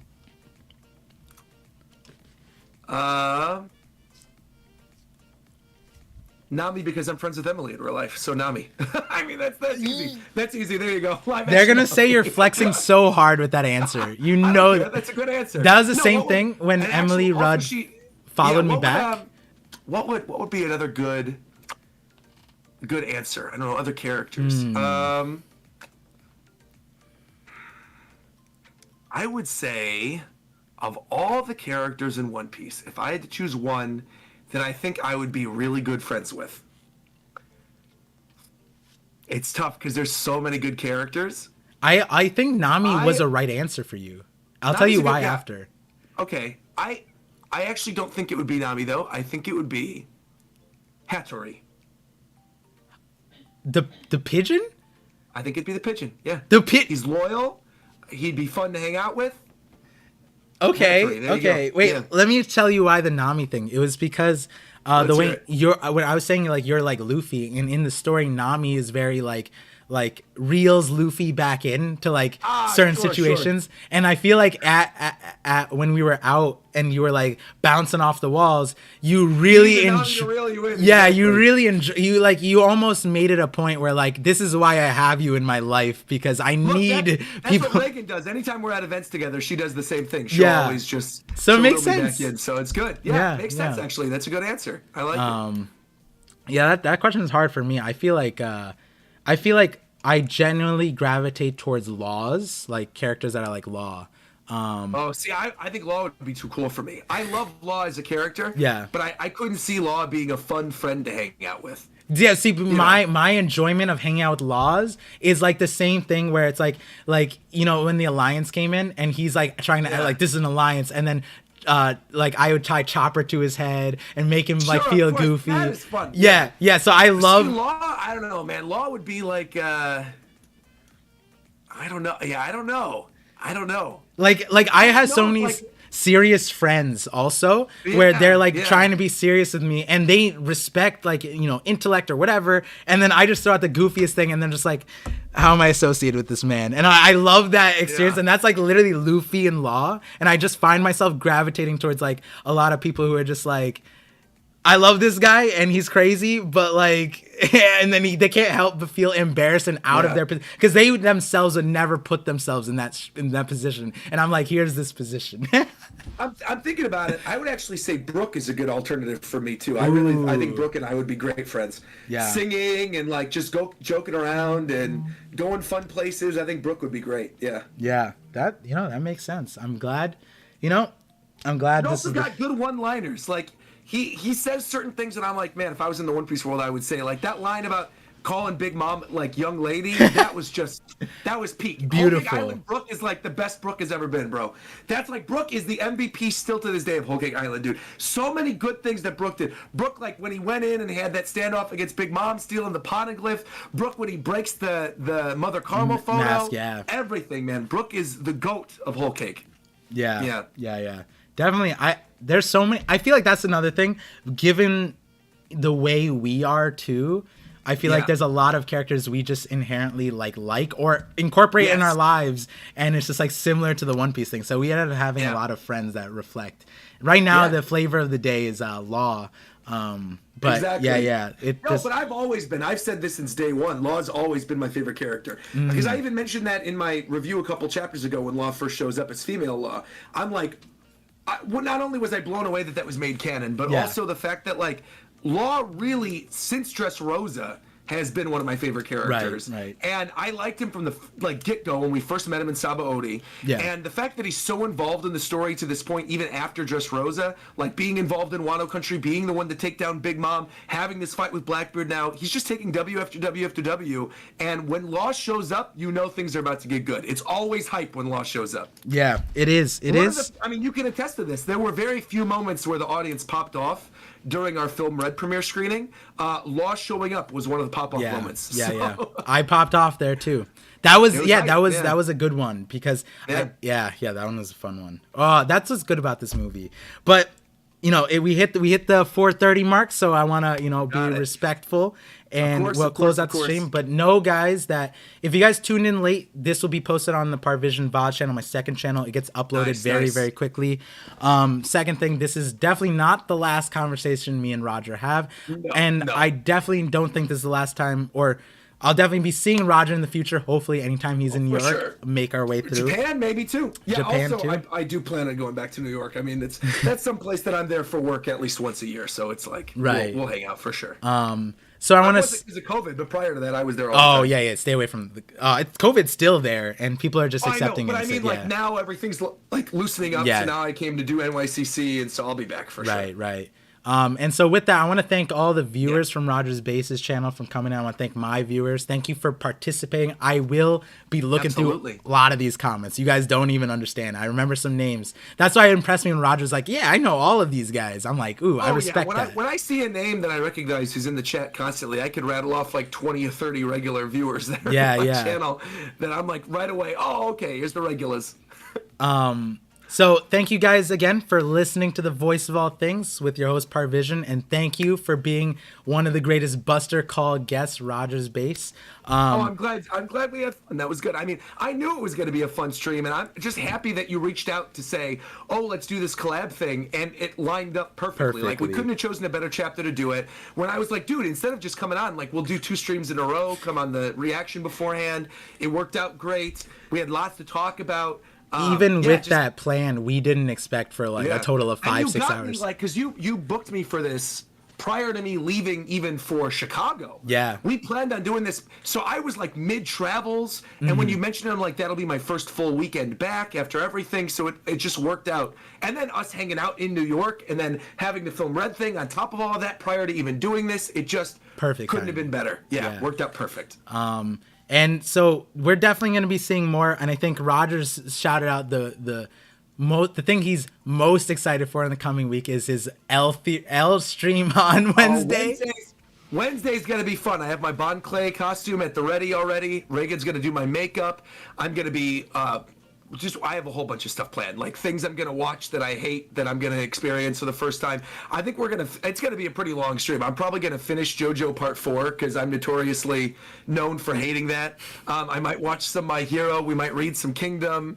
It's going to be a good time. People are going to roast me. I'm going to bring people in on a Discord call. I have plans for like donation roast messages. It's going to be good. So yeah, it's going to be a fun stream. And so I'm going to say one last thing, but before that, when I end the stream, I'm going to take us straight to the Hidden Island because he's doing a 12-hour one-man reverie, and he's bringing in a bunch of really big content creators there. I think Brago is going now, or Jay is around now, so we'll be tuning in there. I'll be there to close out the stream with Hidden at 10 p.m. 12. So there's more of me and there's more of Roger. I guess Roger's gonna go on Hunter. You guys go there and then come back. I have 20 minutes to go make another cup of tea and grab something to eat really quickly, and then I'm gonna be live on Twitch in literally 30 minutes from now, doing my live reaction on Hunter, and then I'll be done for the day. We're gonna upload that to my VOD channel.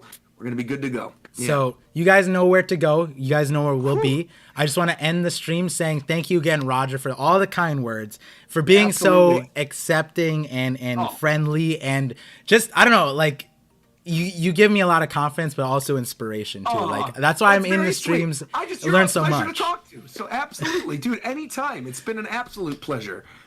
So it was very sweet. Thank you. Yeah, I mean, there's no amount of words that I could say, because I learned a lot from you, and I those are things that we'll talk about later, and then we'll have so many conversations to have. So looking forward to that, guys. Looking forward to seeing more of you guys in the streams, on my videos. Make sure to comment. Go check out our channels. Go check out the earlier collab. See you guys soon. Have a good one.